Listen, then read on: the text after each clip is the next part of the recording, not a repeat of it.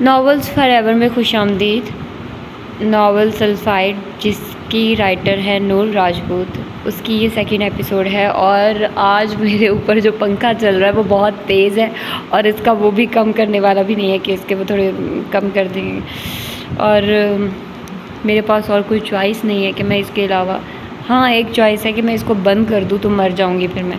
اتنی زیادہ گرمی ہے، اتنی زیادہ گرمی ہو گئی ہے ہاسٹلز میں، ابھی بھی میں ہاسٹل میں رہ رہی ہوں اور بہت زیادہ گرمی ہے، تو پھر پنکھے کے بغیر گزارا بھی نہیں ہے، اور میرا کوئی موڈ بھی نہیں ہے کہ اس کو میں بند کروں، تو پلیز یار تھوڑا سا شور کو برداشت کر لیں۔ ایسے سمجھ لیں کہ آپ کے گھر میں ہی آپ کا پنکھا چل رہا ہے، چلو آپ کے گھر میں اگر اے سی ہے تو یار یہ سمجھ لو کہ چلو کوئی بات نہیں، تھوڑا بہت نوائز تو چل ہی جاتا ہے، تو اب میں کیا کروں، میں نہیں بیٹھ سکتی پنکھے کے بغیر۔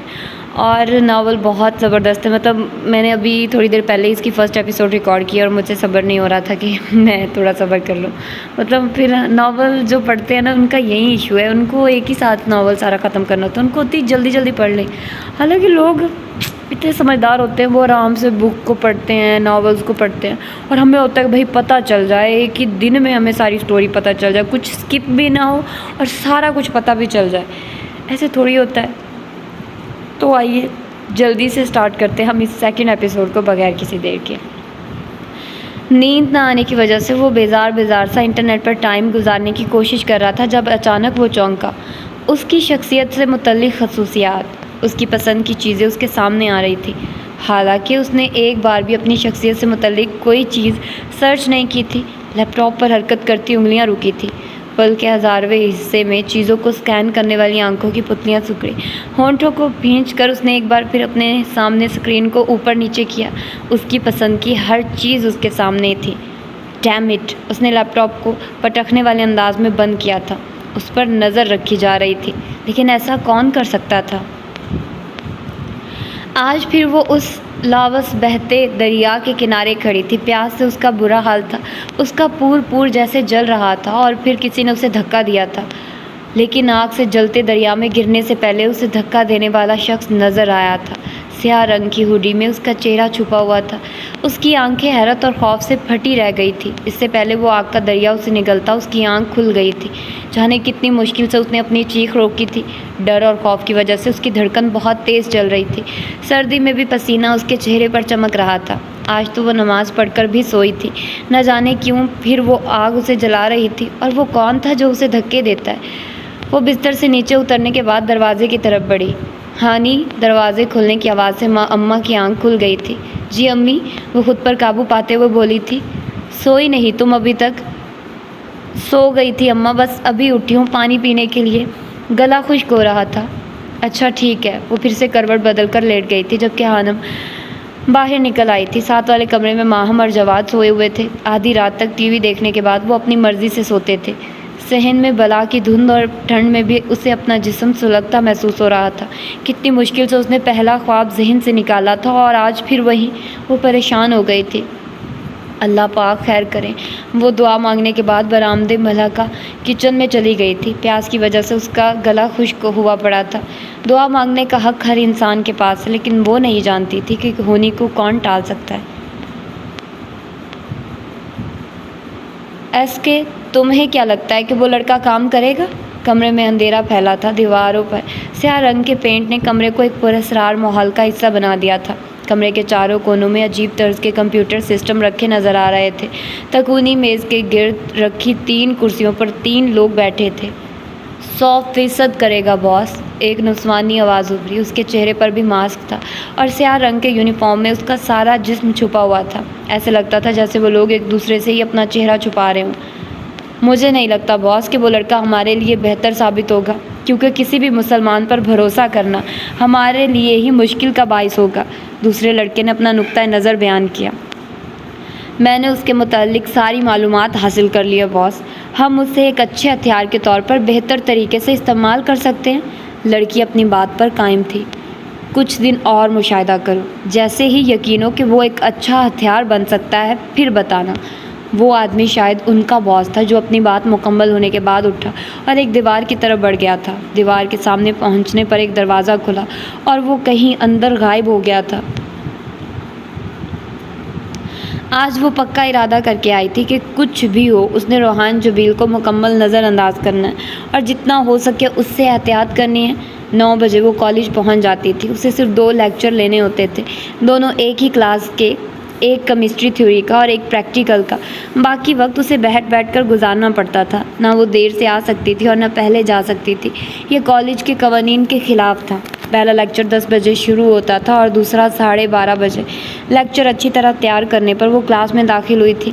رشنا پرنسپل کی بیٹی اور RJ کی فرینڈ ایک دن آنے کے بعد دوبارہ نظر نہیں آئی تھی، البتہ روحان جبیل وقتاً فوقتاً اپنی شکل دکھاتا رہتا تھا۔ وہ کلاس میں نہیں تھا۔ خانم نے سکھ کا سانس لیا تھا۔ اس نے پر اعتماد طریقے سے لیکچر دیا تھا اور اسٹوڈنٹس کے سوالات کے جواب بھی دے چکی تھی۔ میم، کیا ہم دوسرے لیکچر میں پڑھائی کے علاوہ کسی موضوع پر بات کر سکتے ہیں؟ یہ حفصہ تھی جو بہت ہی اچھی اور باادب بچی تھی۔ جی کیوں نہیں، مجھے اچھا لگتا ہے ہر طرح کے موضوع پر بات کرنا۔ خانم خوش دلی سے مسکرائی تھی، لیکن اسے یہ نہیں پتا تھا کہ وہ طوفان دوسرے لیکچر میں موجود ہوگا۔ کیسے ہو حشام بیٹا؟ خیریت سے پہنچ گئے تھے نا تم؟ بی جان نے اسے فون کیا تھا۔ جی بی جان، اللہ کا شکر خیریت سے پہنچ گیا تھا۔ آپ سنائیے کیسی ہیں؟ اور حویلی میں سب خیریت ہے نا؟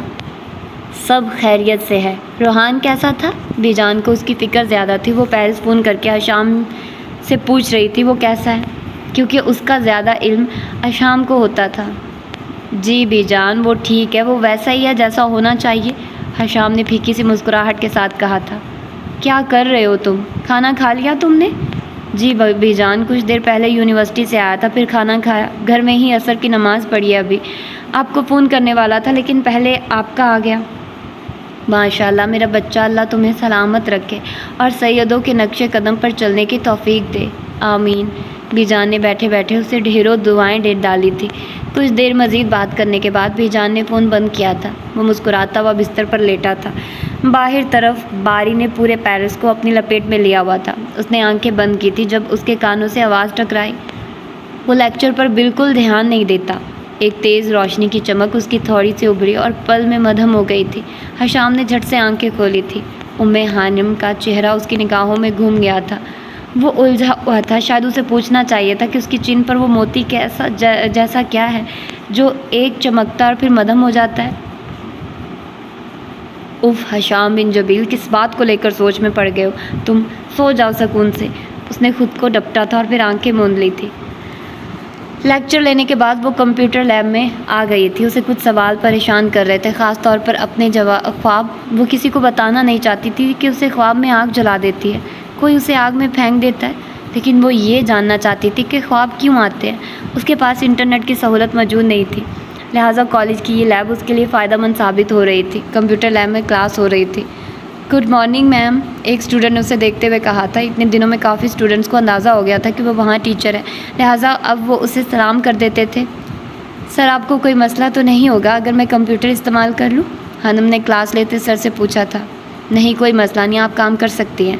شکریہ، وہ مسکرا کر کہتے ہوئے ایک کونے میں بیٹھ گئی تھی۔ ہم خواب کیوں دیکھتے ہیں؟ کمپیوٹر آن کرنے کے بعد اس نے گوگل پر سرچ کیا تھا۔ نیچے بہت سے آرٹیکل، تحریریں اور کوٹیشنز نکل آئی تھی۔ وہ اپنی متعلقہ تحریر ڈھونڈ رہی تھی اور پھر اس کی نظر ایک آرٹیکل پر پڑی تھی اور پھر اس پر کلک کرنے کے بعد اس نے پڑھنا شروع کیا۔ روز کا پاگل پن۔ کل میں جس کیفیت کا شکار ہو گیا تھا اس کو صریح پاگل پن ہی کہا جا سکتا ہے۔ اگر آپ اس پر شک کا اظہار کریں تو میں اس کی 5 وجوہات پیش کروں گا۔ مجھے وہ چیزیں نظر آ رہی تھی جو موجود ہی نہیں تھی، وہ سنائی دے رہا تھا جو کوئی کہہ ہی نہیں رہا تھا، میں ان چیزوں کو سچ سمجھ رہا تھا جن کا ہونا ممکن ہی نہیں۔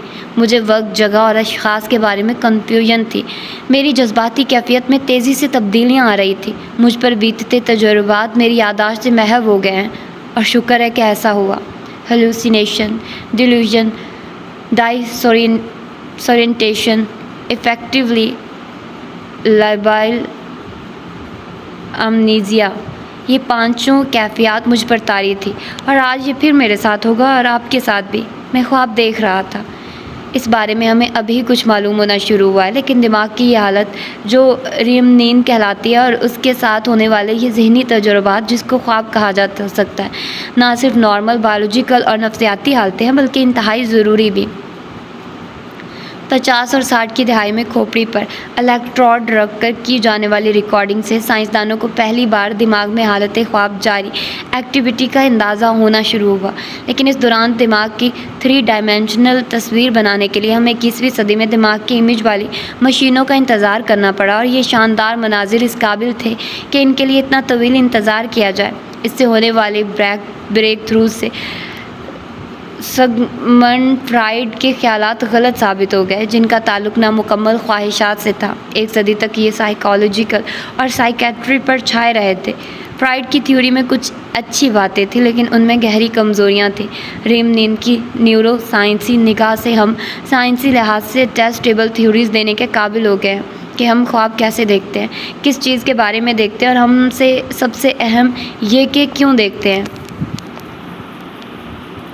جب ہم الیکٹروڈ کے ذریعے دماغ کی ایکٹیویٹی کو دیکھتے ہیں تو یہ ایک شور سنائی دیتا ہے، جیسا کہ کسی اسٹیڈیم میں تماشائی اپنی اپنی بولیاں بول رہے ہوں، اور یہ نہیں پتہ لگتا کہ کون سی آواز کہاں سے آ رہی ہے، کون سا حصہ خاموش ہے اور کس اسٹینڈ سے اونچے نعرے لگ رہے ہیں۔ لیکن MRI اسکینر اس اسٹیڈیم کو ہزاروں حصوں میں تقسیم کر دیتا ہے، جن میں ایکٹیویٹی کی پیمائش الگ الگ کی جا سکتی ہے، اور اس سب ایکٹیویٹی کی 3D تصویر بن سکتی ہے، یعنی دماغ کے درمیان میں کیا ہو رہا ہے، اوپر نیچے کیا چلا رہا ہے۔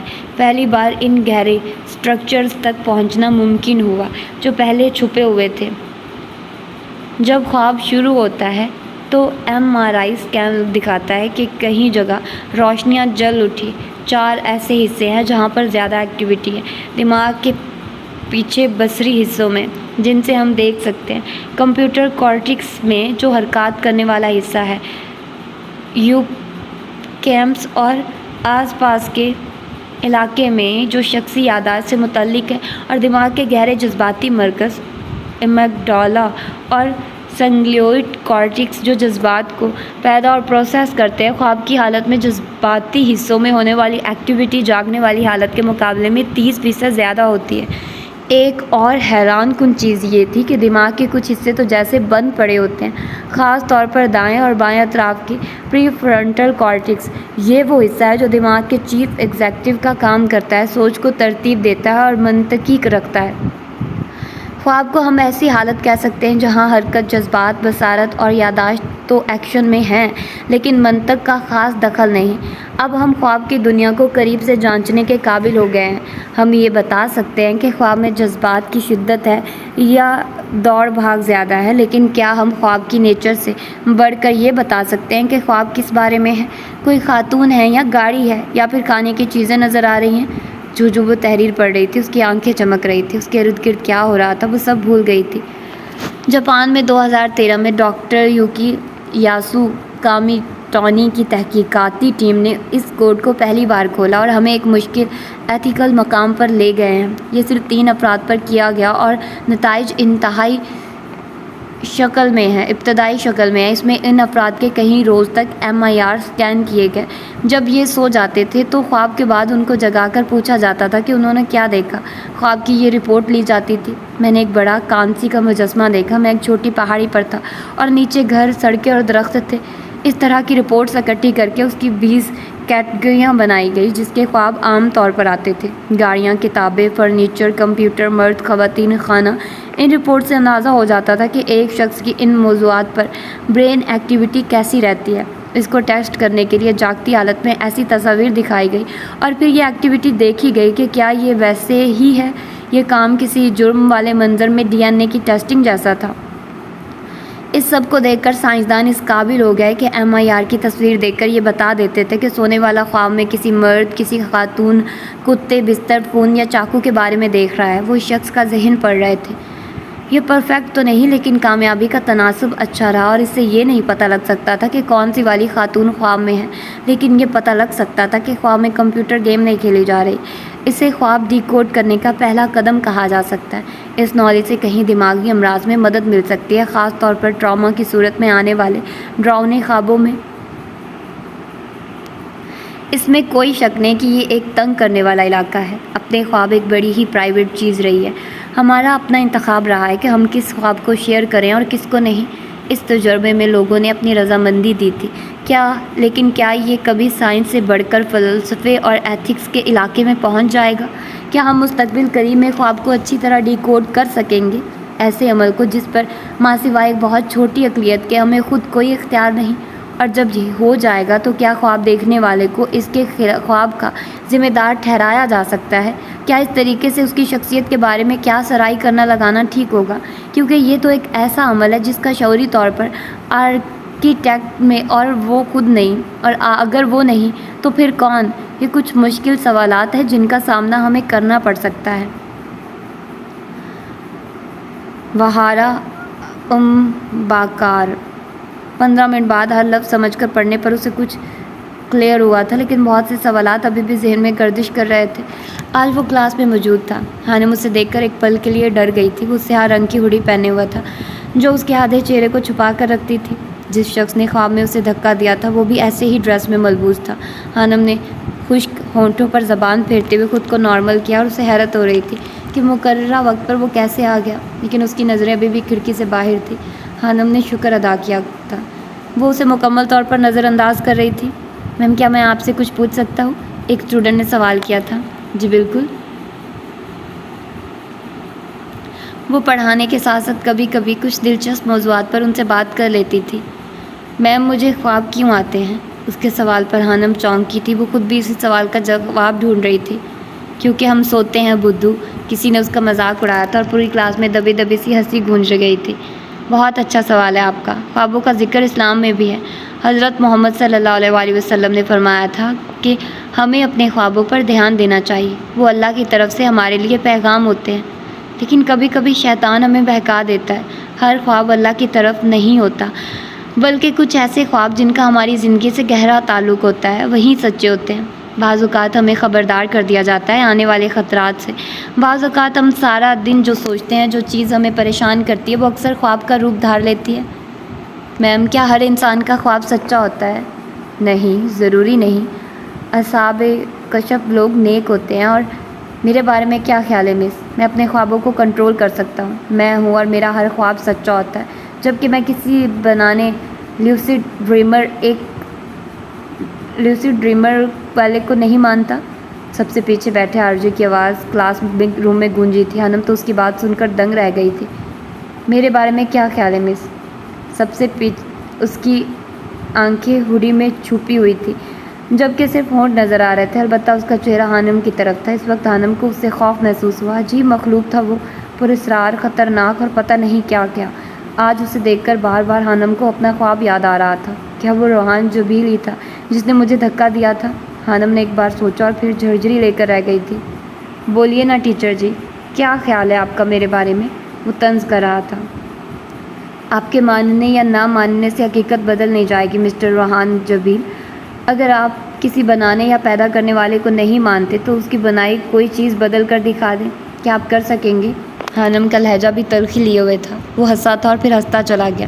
ہانم کو اس پر کسی پاگل کا گمان ہوا تھا۔ اس سے پہلے کوئی کچھ پوچھتا وہ اٹھا اور کلاس سے باہر نکل گیا، جبکہ ہانم ایک گہرا سانس لے کر رہ گئی تھی۔ میم، کیا جانور بھی خواب دیکھتے ہیں؟ کلاس کے ماحول کو بہتر بنانے کے لیے ایک اسٹوڈنٹ نے سوال کیا تھا۔ جی، میں زیادہ نہیں جانتی، لیکن سائنس کچھ کہتی ہے اس کے متعلق، وہ میں آپ لوگوں کو بتا دیتی ہوں۔ کچھ پل ٹھہرنے کے بعد وہ بولنا شروع ہوئی تھی۔ خواب جانوروں کے، انسانوں کے۔ ایک روز میں ہمارا دماغ 3 بہت مختلف شعوری حالتوں میں سے گزرتا ہے۔ ایک وہ والی جس میں آپ اس وقت ہیں۔ اگر آپ کے سر پر الیکٹروڈ لگا کر برین ویو دیکھی جائے تو ہر سیکنڈ میں 30 سے 40 بار اوپر اور نیچے ہو رہی ہوں گی، جیسے تیز ڈھول بج رہا ہو۔ اس کو فاسٹ فریکوینسی برین ایکٹیویٹی کہا جاتا ہے۔ یہ پیٹرن بے ہنگم ہوگا، یعنی اگر اس کو آواز میں تبدیل کیا جائے، جو کیا جا سکتا ہے، تو اس پر رقص نہیں کیا جا سکتا، کوئی ردھم نہیں ہے۔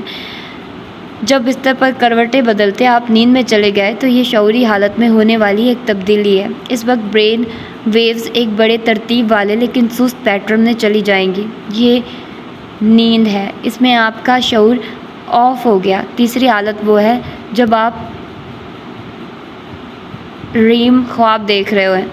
اس وقت آنکھ تیزی سے ہلتی رہتی ہے۔ اس کو ریپڈ آئی موومنٹ یا ریم نیند کہا جاتا ہے۔ اس میں دماغ کی ایکٹیویٹی جاگنے والی حالت کے قریب ہوتی ہے۔ نیند پر ریسرچ کرنے والے بہت ہی آسانی سے بتا سکتے ہیں کہ کب خواب شروع ہوا اور کب ختم۔ ایک رات میں سوتے وقت 90 منٹ کے سائیکل میں ریم اور نان ریم سلیپ کا سائیکل چلتا ہے۔ دوسرے جانداروں میں بھی ایسا ہی ہوتا ہے۔ جتنے بھی جانداروں میں ہم پیمائش کر سکتے ہیں ان میں سے تمام نان ریم کی نیند کی حالت کا تجربہ کرتے ہیں۔ البتہ کیڑے، جل تھیلے، مچھلیاں اور اکثر رینگنے والے جانور ریم کی واضح حالت میں داخل نہیں ہوتے۔ پرندے اور ممالیہ مکمل طور پر ریم کی حالت میں داخل ہوتے ہیں، یعنی کہ خواب دیکھتے ہیں۔ اس سے ظاہر یہ ہوتا ہے کہ ارتقاء کی تاریخ میں خواب کی انٹری کچھ دیر سے ہوئی۔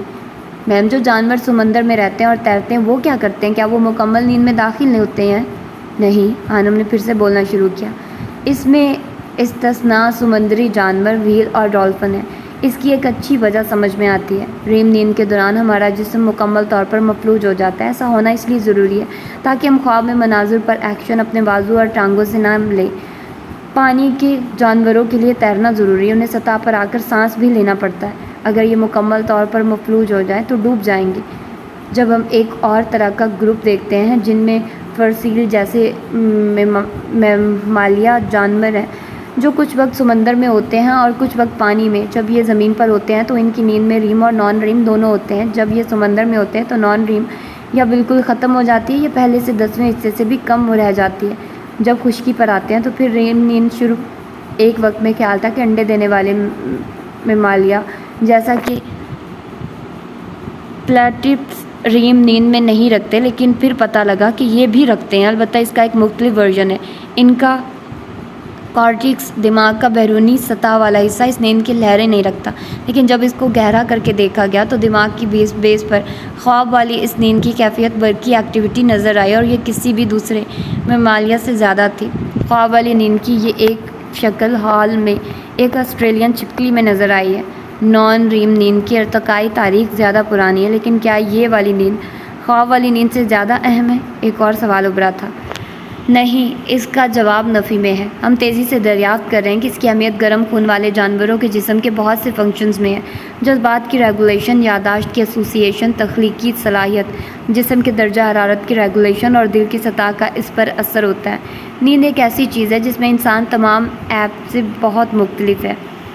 نیو ورلڈ اور اولڈ ورلڈ منکی میں تمام کی نیند 10 سے 15 گھنٹے کے درمیان ہے اور تمام پرائمیٹ میں خواب والی نیند کا دورانیہ 9% ہے۔ انسان کی نیند 8 گھنٹے ہے اور خواب والی نیند کا دورانیہ 20 سے 25% ہے۔ تقریباً تمام پرائمیٹ درختوں کی شاخوں پر یا گھونسلہ بنا کر سوتے ہیں۔ گریٹ ایپ اپنا گھونسلہ ہر روز بناتے ہیں، جبکہ انسان زمین پر سوتے ہیں یا اس سے تھوڑا سا اوپر بستر پر۔ زمین پر سونے کا مطلب یہ تھا کہ خطرہ زیادہ ہونے کی وجہ سے نیند کا دورانیہ کم ہو گیا۔ فطرت کا خوبصورت حل نیند کا زیادہ گہرا ہونا تھا، اس کے لیے خواب والا حصہ بڑھ سکتا تھا۔ گرنے کا خطرہ نہ ہونے کی وجہ سے خواب والے حصے کی نیند کا دورانیہ زیادہ ہو سکتا تھا۔ خواب والا حصہ بڑھنے کا مثبت تعلق تخلیقی صلاحیت اور جذبات سے ہے۔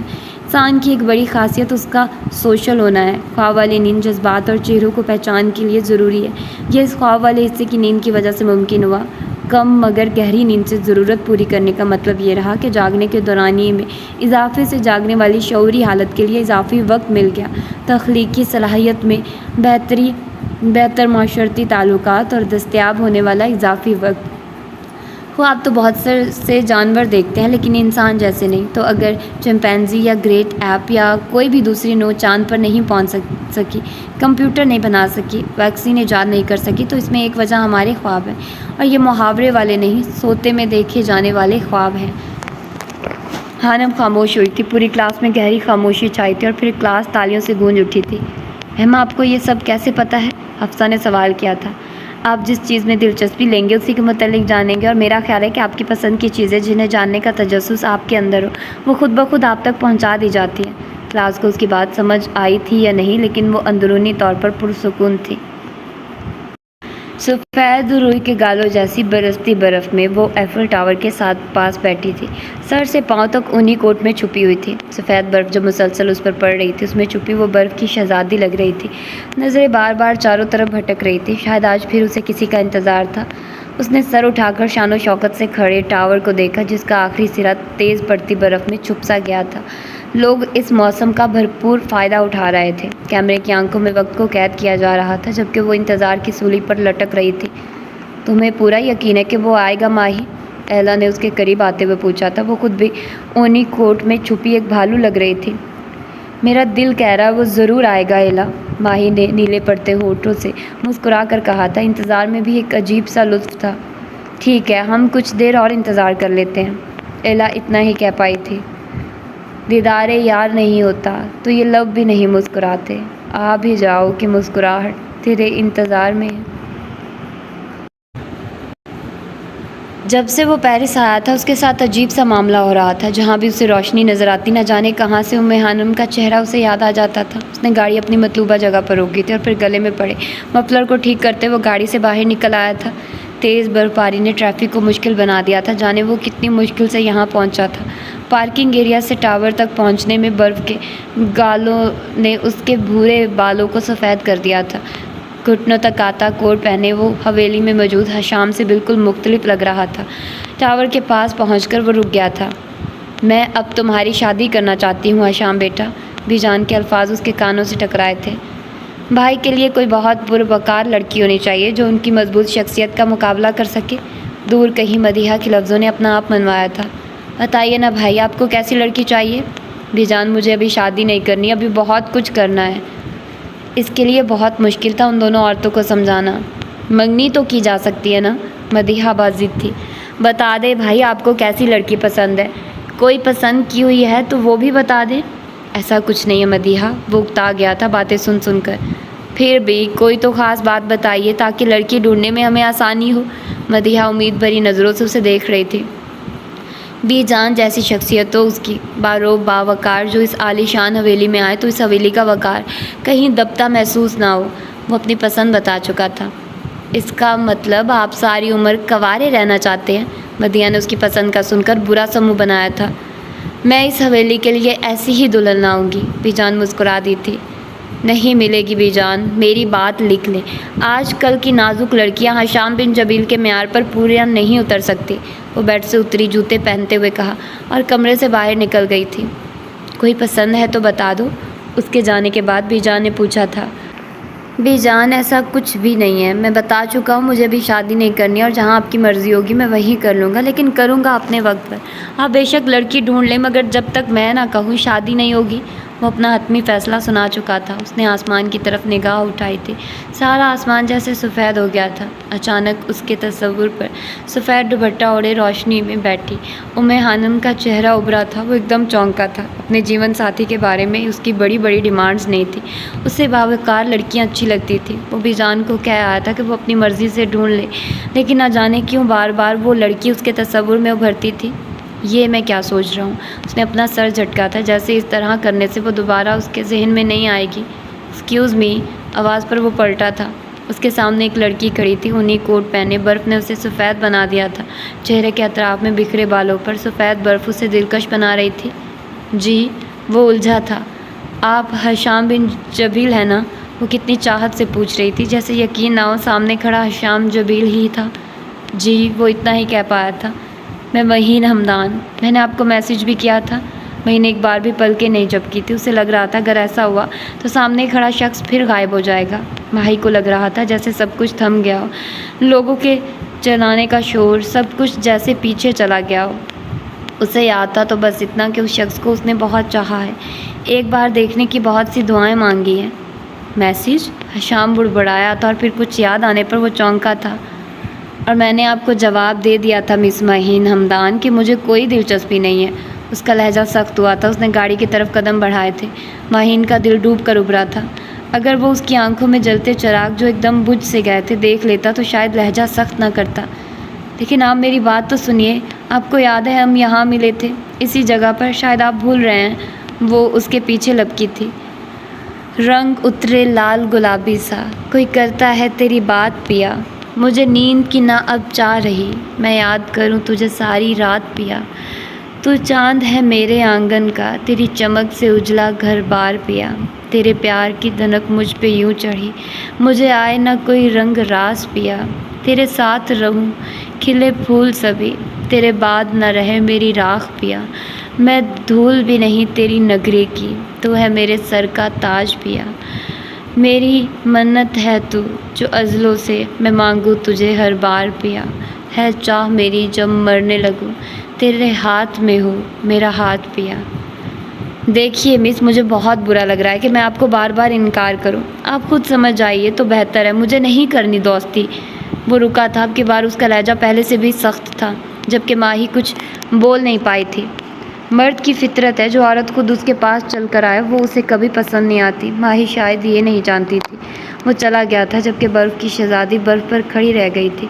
اس کی آنکھوں میں آئی نمی نے ہر چیز کو دھندلا کر دیا تھا۔ خانم پرنسپل کے آفس میں موجود تھی۔ آج پھر اس کا بلاوا آیا تھا۔ اس کا ننھا سا دل پھر کانپ رہا تھا۔ اس نے پریشان نظروں سے اپنے سامنے برجمان پرنسپل کو دیکھا، جن کے ہاتھوں میں کچھ ٹیسٹ تھے، جبکہ دوسری جانب دیوار کے ساتھ رکھے صوفے پر اس نے روحان جبیل کو دیکھا تھا، جو ٹانگ پر ٹانگ جمائے ببل چبانے میں مصروف تھا۔ اس کے چہرے پر سنجیدگی جبکہ آنکھوں میں گہری شرارت تھی۔ وہ سمجھ گئی تھی کہ آج پھر کچھ غلط ہونے والا تھا اس کے ساتھ، کیونکہ جہاں آرجے ہو وہاں کبھی کچھ ٹھیک نہیں ہو سکتا تھا۔ مس خانم، پرنسپل نے موٹے شیشوں والی اینک کے پیچھے سے جھانکتے ہوئے کہا تھا۔ یس میم، خانم نے ڈرتے ڈرتے جواب دیا تھا۔ میں نے سنا ہے آپ پوری توجہ سے نہ تو لیکچر لیتی ہیں بلکہ ٹیسٹ بھی دھیان سے چیک نہیں کرتی۔ جی، اس الزام پر وہ بخلا گئی تھی۔ جی، مجھے آپ کی کلاس کے کچھ اسٹوڈنٹس نے بتایا ہے۔ پرنسپل کی بات پر اس نے چونک کر آرجے کی طرف دیکھا تھا، جس کے ہونٹوں پر مسکراہٹ رنگ گئی تھی۔ یہ دیکھیے مس خانم، یہ چیک کیے ہوئے ٹیسٹ آپ کی لاپرواہی ثابت کر رہے ہیں، پرنسپل نے کہتے ہوئے ٹیسٹ کا بنڈل اس کی طرف پھینکا۔ خانم نے کانپتے ہاتھوں سے ٹیسٹ اٹھا کر دیکھنے شروع کیے۔ ری چیکنگ کی گئی تھی۔ اس دن دوسری بار خواب دیکھنے کے بعد اسے نیند نہیں آ رہی تھی، تو اس نے غائب دماغی سے ٹیسٹ چیک کرنا شروع کر دیے تھے۔ صرف ایک ٹیسٹ ایسا تھا جس پر وہ ٹھیک سے توجہ نہیں دے پائی تھی۔ سوری میم، دراصل ابھی میں نے ری چیکنگ نہیں کی تھی۔ تو کیا اگر آپ نے ری چیکنگ کرنی تھی تو پھر بنا ری چیکنگ کے مجھے کیوں بھجوایا گیا یہ ٹیسٹ؟ پرنسپل سختی سے پوچھ رہی تھی۔ میم، یہ ٹیسٹ مجھے اسٹاف روم کے باہر نیچے پڑے ہوئے ملے تھے، چیک کیے ہوئے تھے۔ مجھے لگا میم خانم نے آپ کو ہی دینے ہوں گے، اس لیے میں خود دینے آ گیا، روحان جبیل معصومیت سے کہہ رہا تھا۔ مجھے اندازہ نہیں تھا کہ میم خانم نے ابھی ری چیک نہیں کیے، اور خانم کا دل کر رہا تھا کہ کوئی چیز اٹھا کر وہ آرجے کے سر میں دے مارے۔ آئندہ خیال رکھیے گا مس خانم، اب آپ جا سکتی ہیں۔ پرنسپل کے حکم پر وہ خاموشی سے باہر نکل آئی تھی۔ دل تو بہت تھا کہ اپنی صفائی میں کچھ کہے، لیکن کوئی فائدہ نہیں تھا، اندر وہ طوفان موجود تھا۔ ہانی، وہ کلاس کی طرف بڑھ رہی تھی جب اسے آواز سنائی دی، کسی نے اسے پکارا تھا۔ اس نے دھندلائی آنکھوں کو صاف کیا اور پیچھے مڑ کر دیکھا۔ سامنے پرنسپل کی بڑی بیٹی اور ان کی سینئر سمارا کھڑی تھی۔ کیسی ہو؟ وہ پوچھ رہی تھی۔ جی میں ٹھیک ہوں، وہ زبردستی مسکرائی۔ سیلری مل گئی تھی آپ کو؟ سمارا نے پوچھا، اسی کی وجہ سے وہ یہاں تھی۔ جی 2 دن پہلے مل گئی تھی، وہ بس اتنا ہی کہہ پائی تھی۔ گڈ، اور کوئی پرابلم؟ خانم کا دل کیا وہ کہہ دے سب سے بڑا مسئلہ تو وہ روحان جبیل ہے، لیکن وہ کہہ نہ پائی اور واپس کلاس میں آ گئی تھی۔ شام کے وقت کالج کی کینٹین اسٹوڈنٹ سے بھری پڑی تھی۔ وجہ اسٹوڈنٹس کے ہجوم میں بیٹھا آرجے تھا، جو پہلی بار کالج میں سنگنگ کر رہا تھا۔ وجہ بھی خاص تھی، خانم سے جو ٹیسٹ گرے تھے وہ اسے نہیں کسی اور لڑکے کو ملے تھے۔ لڑکے نے شرط پر ٹیسٹ اسے دیے تھے کہ وہ سنگنگ کرے گا۔ پورے کالج کو پتہ چل گیا تھا کہ وہ آرجے ہے، جن کو پہلے نہیں پتہ تھا، لیکن اگر نام معلوم ہو سکا تو بس خانم کو، جو کب کی جا چکی تھی۔ اس کا مقصد خانم کو شرمندہ کرنا تھا کہ اس سے ٹیسٹ بھی نہیں سنبھالے جاتے، لیکن پھر پرنسپل نے اسے بلا لیا اور وہ چلا گیا، جہاں انہوں نے ٹیسٹ دیکھ لیے۔ یوں بنا کچھ کرے بھی وہ بہت کچھ کر گیا تھا۔ اس کی دلکش آواز نے پورے کالج پر سحر طاری کر دیا تھا۔ گٹار بجاتے لبوں سے لفظوں کو آزاد کرتے وہ وہاں موجود لڑکیوں کی دھڑکنوں کو تیز کر گیا تھا۔ اس نے آنکھ اٹھا کر کسی کو نہیں دیکھا تھا، البتہ سب کی نظریں اس پر جمی تھی۔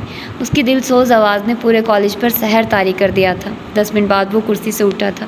گٹار کو کندھے پر لٹکانے کے بعد اس نے اپر کے ہوڈ کو سر پر گرایا تھا، جس سے اس کا پورا چہرہ چھپ گیا تھا۔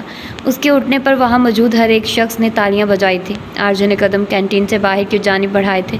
اس کے چاروں طرف لڑکوں اور لڑکیوں کا ہجوم تھا۔ اسے آتا دیکھ کر سب نے اسے راستہ دیا تھا، اور وہ اپر کی جیبوں میں ہاتھوں کو ٹھونسے چہرہ جھکائے سیٹی پر دھن گنگناتا وہاں موجود لوگوں کے ہجوم سے نکلتا چلا گیا تھا، بنا جانے کہ لوگ کتنی حسرت سے اسے دیکھ رہے تھے۔ اتوار کا دن تھا۔ ماہم، خانم اور جواد تینوں بہن بھائی گھر میں ہی موجود تھے۔ باہر چلتی ٹھنڈی ہواؤں نے دھند کو چٹنے پر مجبور کیا تھا، لیکن ہوا کی وجہ سے لوگ اپنے گھروں میں دبکے پڑے تھے۔ وہ کچن میں کھڑی ناشتہ بنا رہی تھی۔ کل ہونے والے واقعے نے اسے روحان جبیل سے مزید دور کر دیا تھا۔ جب پرنسپل اسے ڈانٹ رہی تھی اس وقت جس طرح وہ محفوظ ہو رہا تھا ہانم کو یاد تھا، وہ چیز اسے اندر سے جلا رہی تھی، وہ کچھ نہیں کر سکتی تھی۔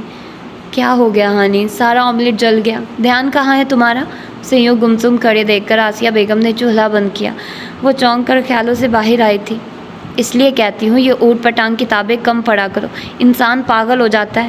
اماں کی بات سن کر اسے لبوں پر مسکراہٹ بکھر گئی تھی۔ آپ گھوم پھر میری کتابوں پر آ جاتی اماں، وہ ناراض ہوئی۔ میں سچ کہہ رہی ہوں، وہ ہمدان بھی اتنی کتابیں پڑھتا تھا اور پھر یوں گمسم کھڑا رہتا تھا۔ ہمدان کے نام پر ہانم نے چونک کر انہیں دیکھا۔ وہ کبھی کبھی ہمدان کا ذکر کرتی تھی جو ان کا کزن تھا، لیکن کبھی نہ وہ ان سے ملنے گئی نہ اور ہانم نے ہمدان انکل کو دیکھا تھا۔ ہمارے خاندان کا سب سے زیادہ پڑھا لکھا لڑکا تھا، وہ باہر سے پڑھ کر آیا تھا۔ جب میری شادی ہوئی تب وہ پڑھائی مکمل کر کے لوٹا تھا، بالکل ہی بدل گیا تھا، خاموش سا رہنے لگا تھا، زیادہ بات چیت بھی نہیں کرتا تھا، نہ جانے کیا سوچتا رہتا تھا۔ تمہاری نانی اماں کہتی تھی کہ بچے کو سایہ ہو گیا ہے۔ آسیہ بیگم کو 22 سال پرانی باتیں خوب یاد تھی۔ وہ کبھی ملنے نہیں آئی آپ سے اماں؟ ہانم نے پوچھا تھا۔ جس دن میری شادی ہوئی تھی اس سے اگلے دن وہ واپس چلا گیا تھا، پھر پتہ نہیں واپس نہیں آیا۔ آسیہ بیگم نے گہری سانس لی تھی۔ ہانم نے کچھ کہے بنا ناشتے کی پلیٹ اٹھا کر کمرے کی طرف قدم بڑھا دیے تھے۔ کمرے میں میوزک کی بے ہنگم آواز گونج رہی تھی۔ ماہم اور جواد دونوں اپنی سریلی آواز میں سنگر کے ساتھ ہی گا رہے تھے۔ پاگل ہو گئے ہو تم دونوں، ہانم نے کانوں پر ہاتھ رکھنے کے بعد چلا کر کہا تھا۔ ہانو آپی آرجے کا شو لگا ہوا، مزہ آ رہا ہے بہت۔ جواد کافی پرجوش تھا۔ آواز کم کرو، ہانم کو سخت غصہ آیا تھا۔ تم سڑیل اس کمرے میں ہی نہ آیا کرو، ماہم نے آنکھیں سکیڑتے ہوئے کہا تھا۔ ہانم بنا کچھ کہے پلیٹ اٹھا کر کمرے سے باہر نکل گئی تھی۔ اس کا کچھ نہیں بن سکتا سڑیل۔ اس کے جانے کے بعد ماہم بڑبڑائی تھی۔ ٹی وی کی آواز پھر سے پورے کمرے میں گونج گئی تھی۔ کچھ یاد آنے پر ہانم واپس اسی کمرے میں آئی تھی۔ میرا میگزین لائے ہو؟ اس نے تقریباً چیخنے والے انداز میں جواد سے پوچھا تھا، کیونکہ جتنی گانے کی آواز تھی نارمل آواز سے تو انہیں سنائی نہ دیتا۔ آہستہ چیخو ہانو، گلا خراب ہو جائے گا، ماہم نے شرارت سے کہا تھا۔ امی کے پاس سے میں لے آیا تھا، جواد نے والیوم کو میوٹ کرتے ہوئے جواب دیا تھا۔ جب بھی آرجے کا شور لگتا تھا وہ ریموٹ اپنے ہاتھ میں رکھتا تھا۔ کالج میں وہ روحان جبیل نہیں جینے دیتا اور گھر میں یہ دو لوگ۔ وہ بڑبڑا رہی تھی اور ساتھ اپنا مطلوبہ میگزین تلاش کر رہی تھی۔ کافی دن پہلے اس نے میگزین کے ادارے کو سوال بھیجا تھا، وہی دیکھنا چاہ رہی تھی کہ جواب ملا ہے یا نہیں۔ شکر ہے مل گیا۔ کتابوں کے اوپر پڑے میگزین کو دیکھ کر اس نے شکر کیا تھا اور جستجو کا صفحہ کھولنے پر اس کی آنکھیں چمک اٹھی تھی۔ شعور کیا ہے اور لاشعور کسے کہتے ہیں؟ اس کا سوال جواب سمیت موجود تھا۔ اس نے میگزین ایک طرف رکھا اور فٹافٹ ناشتہ کرنے لگی۔ وہ مکمل طور پر پرسکون ہونے کے بعد جواب پڑھنے والی تھی۔ بھاپ اڑاتے کافی کے کپ کو اس نے اٹھا کر جیسے ہی لبوں سے لگایا، اس کی نظر ایک کونے میں بیٹھے شخص پر پڑی تھی جو اسے ہی دیکھ رہا تھا۔ نظریں ملنے پر وہ گڑبڑا کر چہرے کا رخ موڑ گیا تھا۔ اینجل کی تیوری چڑھی تھی۔ اس نے کپ کو میز پر پٹکا اور اپنی جگہ سے اٹھنے کے بعد قدم اس شخص کی طرف بڑھا دیے تھے جس کا آدھا چہرہ چھپا ہوا تھا۔ یہ شخص نہ جانے کیوں اس کا پیچھا کرتا تھا۔ اینجل کو اس سے حد درجے کی کوفت ہوتی تھی۔ آج تو اس نے صاف صاف بات کرنے کا فیصلہ کیا تھا۔ اینجل کو اپنی طرف آتا دیکھ کر وہ سنبھل کر بیٹھا تھا اور اس طرح ظاہر کرنے لگا جیسے وہ اسے جانتا ہی نہ ہو۔ Excuse me. پاس جانے پر اینجل نے سخت سے لہجے میں اسے پکارا۔ وہ چائے پینے میں ایسے مگن تھا جیسے سنا ہی نہ ہو۔ مسٹر مون، آپ گونگے ہونے کے ساتھ ساتھ بہرے بھی ہیں کیا؟ اس کی اس بات پر مون نے چونک کر اپنے سامنے کھڑی اینجل کو دیکھا تھا جو اس وقت اینجل کم اور ڈائن زیادہ لگ رہی تھی۔ مون نے اس کے بہرا کہنے پر برا سا منہ بنایا تھا۔ یس، آنکھوں سے اشارہ کیا گیا تھا کہ بولیے۔ آپ میرا پیچھا کیوں کرتے ہیں؟ میں جہاں جاؤں آپ وہاں کیوں موجود ہوتے ہیں؟ وہ غصے سے پوچھ رہی تھی۔ نو، مون نے نفی میں سر ہلایا جیسے کہہ رہا ہو کہ میں نے ایسا کچھ نہیں کیا۔ اوہ، تو آپ جھوٹ بھی بولتے ہیں؟ اینجل نے دونوں ہاتھوں کو ذرا سا اوپر اٹھا کر خالص برٹش لہجے میں کہا تھا۔ نو، مون نے پھر سر نفی میں ہلایا تھا اور ہونٹوں پر آئی مسکراہٹ کو مشکل سے ضبط کیا تھا۔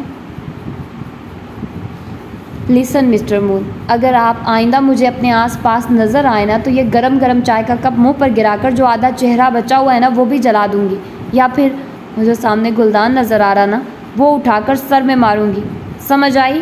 اس کی دھمکی سن کر مون کی آنکھیں حیرت سے پھٹی کی پھٹی رہ گئی تھی۔ یہی اصل حقیقت ہے کہ میری بے رخی چاہت ہوئی مثل قفس مجھ کو. مجھے تم سے محبت ہے بس اتنی بات کہنے میں. گئے کہیں برس مجھ کو. وہ اتنی خطرناک کب سے ہو گئی تھی؟ مون کو حیرت ہوئی. سمجھ آ گئی نا؟ اس کے خاموش رہنے پر اینجل نے دوبارہ پوچھا. نو. وہ ایک بار پھر سر نفی میں ہلا چکا تھا جبکہ اینجل غصے سے مٹھیاں بھیجتی وہاں سے چلی گئی تھی. اس کے لمبے اوور کوٹ کے پیچھے انگلش میں بروکن اینجل لکھا تھا. I am so lonely broken angel one and only broken angel. Jenny کے ساتھ گائے گئے گانے کے الفاظ اس کے ذہن میں گونج گئے تھے اور پھر اس کی دھمکی کو یاد کر کے وہ کھل کر مسکرا دیا تھا. تیری داستان بے وفائی میرے چہرے پر رقم ہے. زندگی میں صرف سوزش غم ہے. تیری بے وفائی کا غم، تیری بے اعتنائی کا غم، تیرے مغرور لہجے میں چھلکتی ہتک کا غم، دل بہتاب کی نارسائی کا غم، پاکیزہ جذبات کی رسوائی کا غم. غم ہے مجھے تیری بے رخی کا، تیرے انداز و اطوار کی بیزاری کا. غم ہے مجھے دھڑکن تھم جانے کا، سانس رک جانے کا، خون جم جانے کا. اور غم ہے مجھے یوں جیتے جی اپنے مر جانے کا. وہ 12 سال کا جب پہلی بار پولیس نے اسے گرفتار کیا تھا. وجہ یہ تھی کہ وہ قبرستان میں موجود تھا اور مرحومہ سیدہ عائشہ جبیب کی قبر کو کھودتے ہوئے پکڑا گیا تھا. بہت بار پوچھنے پر بھی اس نے کچھ نہیں بتایا تھا. سر بچہ ہے، وہ قبر اس کی ماں کی ہے. شاید ماں کی محبت میں اسے دیکھنے کے لیے اس نے ایسا کیا ہو. ایک سپاہی کے کہنے پر پولیس انسپکٹر نے اس بات میں سر ہلایا تھا اور پھر اپنی گاڑی میں بٹھا کر وہ اسے سید حویلی چھوڑنے گئے تھے اور آج پھر وہ اسی پولیس اسٹیشن میں موجود تھا پورے 2 سال بعد. کیا میں پوچھ سکتا ہوں کہ رات کے اس پہر تم قبرستان میں کیا کر رہے تھے؟ پولیس انسپکٹر نے اپنے سامنے موجود 14 سالہ لڑکے سے پوچھا جو سر جھکائے بیٹھا تھا. جواب دو. اس کے کچھ نہ بولنے پر انسپکٹر نے دوبارہ پوچھا. اس نے سر اٹھا کر ایک نظر انسپکٹر کو دیکھا اور پھر کچھ گنگنانا شروع کر دیا تھا. انسپکٹر کو لڑکے پر بے تحاشا غصہ آیا. میں تم سے پوچھ رہا ہوں، جواب دو. نہیں تو کیا نہیں تو؟ لڑکے کے چہرے پر ایک دم ناگواری ابھری. جو پوچھا ہے اس کا جواب دو. کیوں کیا تم نے ایسا؟ کیا کیا ایسا اس قبرستان میں جو روز تم وہاں جاتے ہو؟ کیا مجھے قبرستان جانے کا حق نہیں ہے کیا؟ الٹا سوال ہے. لیکن قبر کھودنے کا حق کس نے دیا تمہیں؟ انسپکٹر نے دانت بھینچتے ہوئے پوچھا. میں بس ایک تجربہ کرنا چاہتا تھا. لڑکا پرسکون ہو چکا تھا. کیسا تجربہ؟ انسپکٹر حیران ہوا. یہی کہ مرنے کے بعد قبر میں انسانی جسم کے ساتھ کیا کیا ہوتا ہے، کون کون سے کیڑے جسم. کیا بکواس ہے یہ؟ انسپکٹر نے لڑکے کی بات کاٹی. اس کی باتیں وہاں موجود سبھی لوگوں کے رونگٹے کھڑے کر رہی تھی جبکہ وہ پرسکون بیٹھا تھا. ہونٹ سیٹی بجانے کے انداز میں سکڑے ہوئے تھے. انسپکٹر کو اس پر کسی پاگل کا گمان ہوا تھا. کیا وہ واقعی پاگل تھا؟ کیا اس کے ساتھ کوئی نفسیاتی مسئلہ تھا؟ انسپکٹر سمجھنے سے قاصر تھا. مسٹر جیبل کو فون کیا جائے. آج انہیں میں بتاؤں گا کہ ان کا بیٹا کیا کر رہا ہے. انسپکٹر نے اپنے دائیں طرف کھڑے ایک سپاہی سے کہا تھا جو بے یقینی سے انسپکٹر کو دیکھ رہا تھا. سنا نہیں تم نے؟ فون ملاؤ. انسپکٹر نے غصے سے حکم دیا. لیکن سر وہ علاقے کی معزز شخصیت ہے، انہیں یہاں بلانا. انسپکٹر کے گھرنے پر باقی الفاظ اس کے منہ میں ہی دم توڑ گئے تھے اور وہ فوراً فون کی طرف لپکا جبکہ لڑکا پرسکون انداز میں بیٹھا کچھ گنگنا رہا تھا. شعور کیا ہے؟ سوال کے پہلے حصے کا جواب اس نے پڑھنا شروع کیا تھا. کچھ سوال سوچ لیتے ہیں. کیا خود کار روبوٹ جو اپنا راستہ خود تلاش کر سکتا ہو باشعور ہے؟ کیا پالتو کتا جو جذبات کا اظہار کر سکتا ہے اور خود سے فیصلے بھی لے سکتا ہے کیا شعور رکھتا ہے؟ ایک نوزائیدہ بچہ جو دودھ پی کر لڑھک کر سو گیا ہے اسے باشعور کہیں گے، یا ایک سوتے ہوئے شخص کا شعور جاگتے شخص سے فرق ہے؟ اس بارے میں سچ یہ ہے کہ ہمیں ابھی ہمارے پاس شعور کی موروثی تعریف یا اس کی پیمائش کا طریقہ یا فریم ورک نہیں. مادے یا توانائی کے بارے میں تفصیلی اور کامیاب فریم ورک موجود ہیں مگر ذہن کے بارے میں ان کا متوازی نہیں. مگر یہ صورتحال اب بدل رہی ہے. اس دور کی مشترکہ زبان معلومات ہے. کتابیں، تصاویر اور فلمیں ہوں یا ہماری جینیاتی سٹرکچر، ان سب کو معلومات کے سٹرکچر میں ڈھالا جا سکتا ہے جسے 0 اور 1 کی صورت میں بھی ڈھالا جا سکتا ہے. یہ معلومات خود کسی میڈیم کی محتاج نہیں، چاہے یہ کمپیوٹر کی یادداشت میں برقی چارج کے طور پر رہے یا کسی صفحہ پر لکھی گئی لکیروں میں. वैसे ही मालूमात असाबी खुलियों के जोड़ों में भी हालात के तौर पर रह सकती है। कंप्यूटर के इब्तदाई दिनों से एक बहस रही कि ज़हन को मालूमात की हालतों से समझा जा सकता है, मगर इस ख्याल को किसी भी नज़रिए में बदलने के ज़राए की कमी रही। पहली बार ग्यू लीव टोनोनी ने एक मजबूत नज़रिया पेश किया जिसको इंटीग्रेटेड इंफॉर्मेशन थ्योरी, मरबूत मालूमात का नज़रिया कहा जाता है। ये नज़रिया दो बुनियादों पर खड़ा है। एक ये कि शऊर की हालतें मुमताज़ हैं और मालूमात से भरपूर हैं। दूसरा ये कि ये मालूमात मरबूत हैं। कोशिश भी की जाए तो एक हालत के टुकड़े नहीं किए जा सकते। यानी अगर आप अपने दोस्त को रोते देखें तो ये नहीं कर सकते कि चेहरा देख लें और रोने को नोटिस ना करें, या किसी मंज़र का एक हिस्सा देखकर याद रख लें और दूसरा छोड़ जाएं। तो जो भी मालूमात है वो मुकम्मल और नाकाबिले तक़सीम है। जैसे जैसे वो पढ़ रही थी, सोच की लकीरें उसके चेहरे पर वाज़े हो रही थी। इतना पढ़ने के बाद उसने सफ़ा पलटा था। इस मरबूत मालूमात और शऊर की इकाई के पीछे असाबी निज़ाम के बहुत से हिस्से मिलकर काम करते हैं।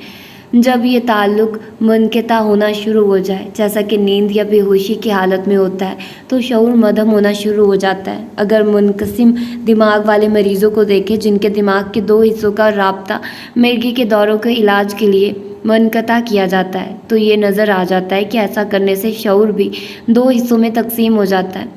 इसलिए ये समझा जा सकता है कि शऊर के लिए इकाई की सूरत में मुमताज़ हालतों का रब्त दरकार है। एक कंप्यूटर हार्ड डिस्क में कैपेसिटी ज़हन से ज़्यादा होगी, मगर ये इकाई की सूरत में जुड़ी नहीं। इस हार्ड डिस्क में मालूमात 0 और 1 की सूरत में है और इसमें महफूज तस्वीर से कंप्यूटर ये अंदाज़ा आसानी से नहीं कर सकता कि इसमें महफूज तस्वीर एक लड़की की है जो बचपन से बड़ी होती हुई अब टीन एजर बन चुकी है। बायोलॉजिकल ज़हन कम इंफॉर्मेशन रखने के बावजूद इनको बहुत आसानी से यकजा कर सकता है। ऐसा न्यूरॉन्स के क्रॉस लिंक होने की वजह से है। जितने लिंक्स बढ़ते जाते हैं वही मालूमात उतनी मायने खेज होती जाती है।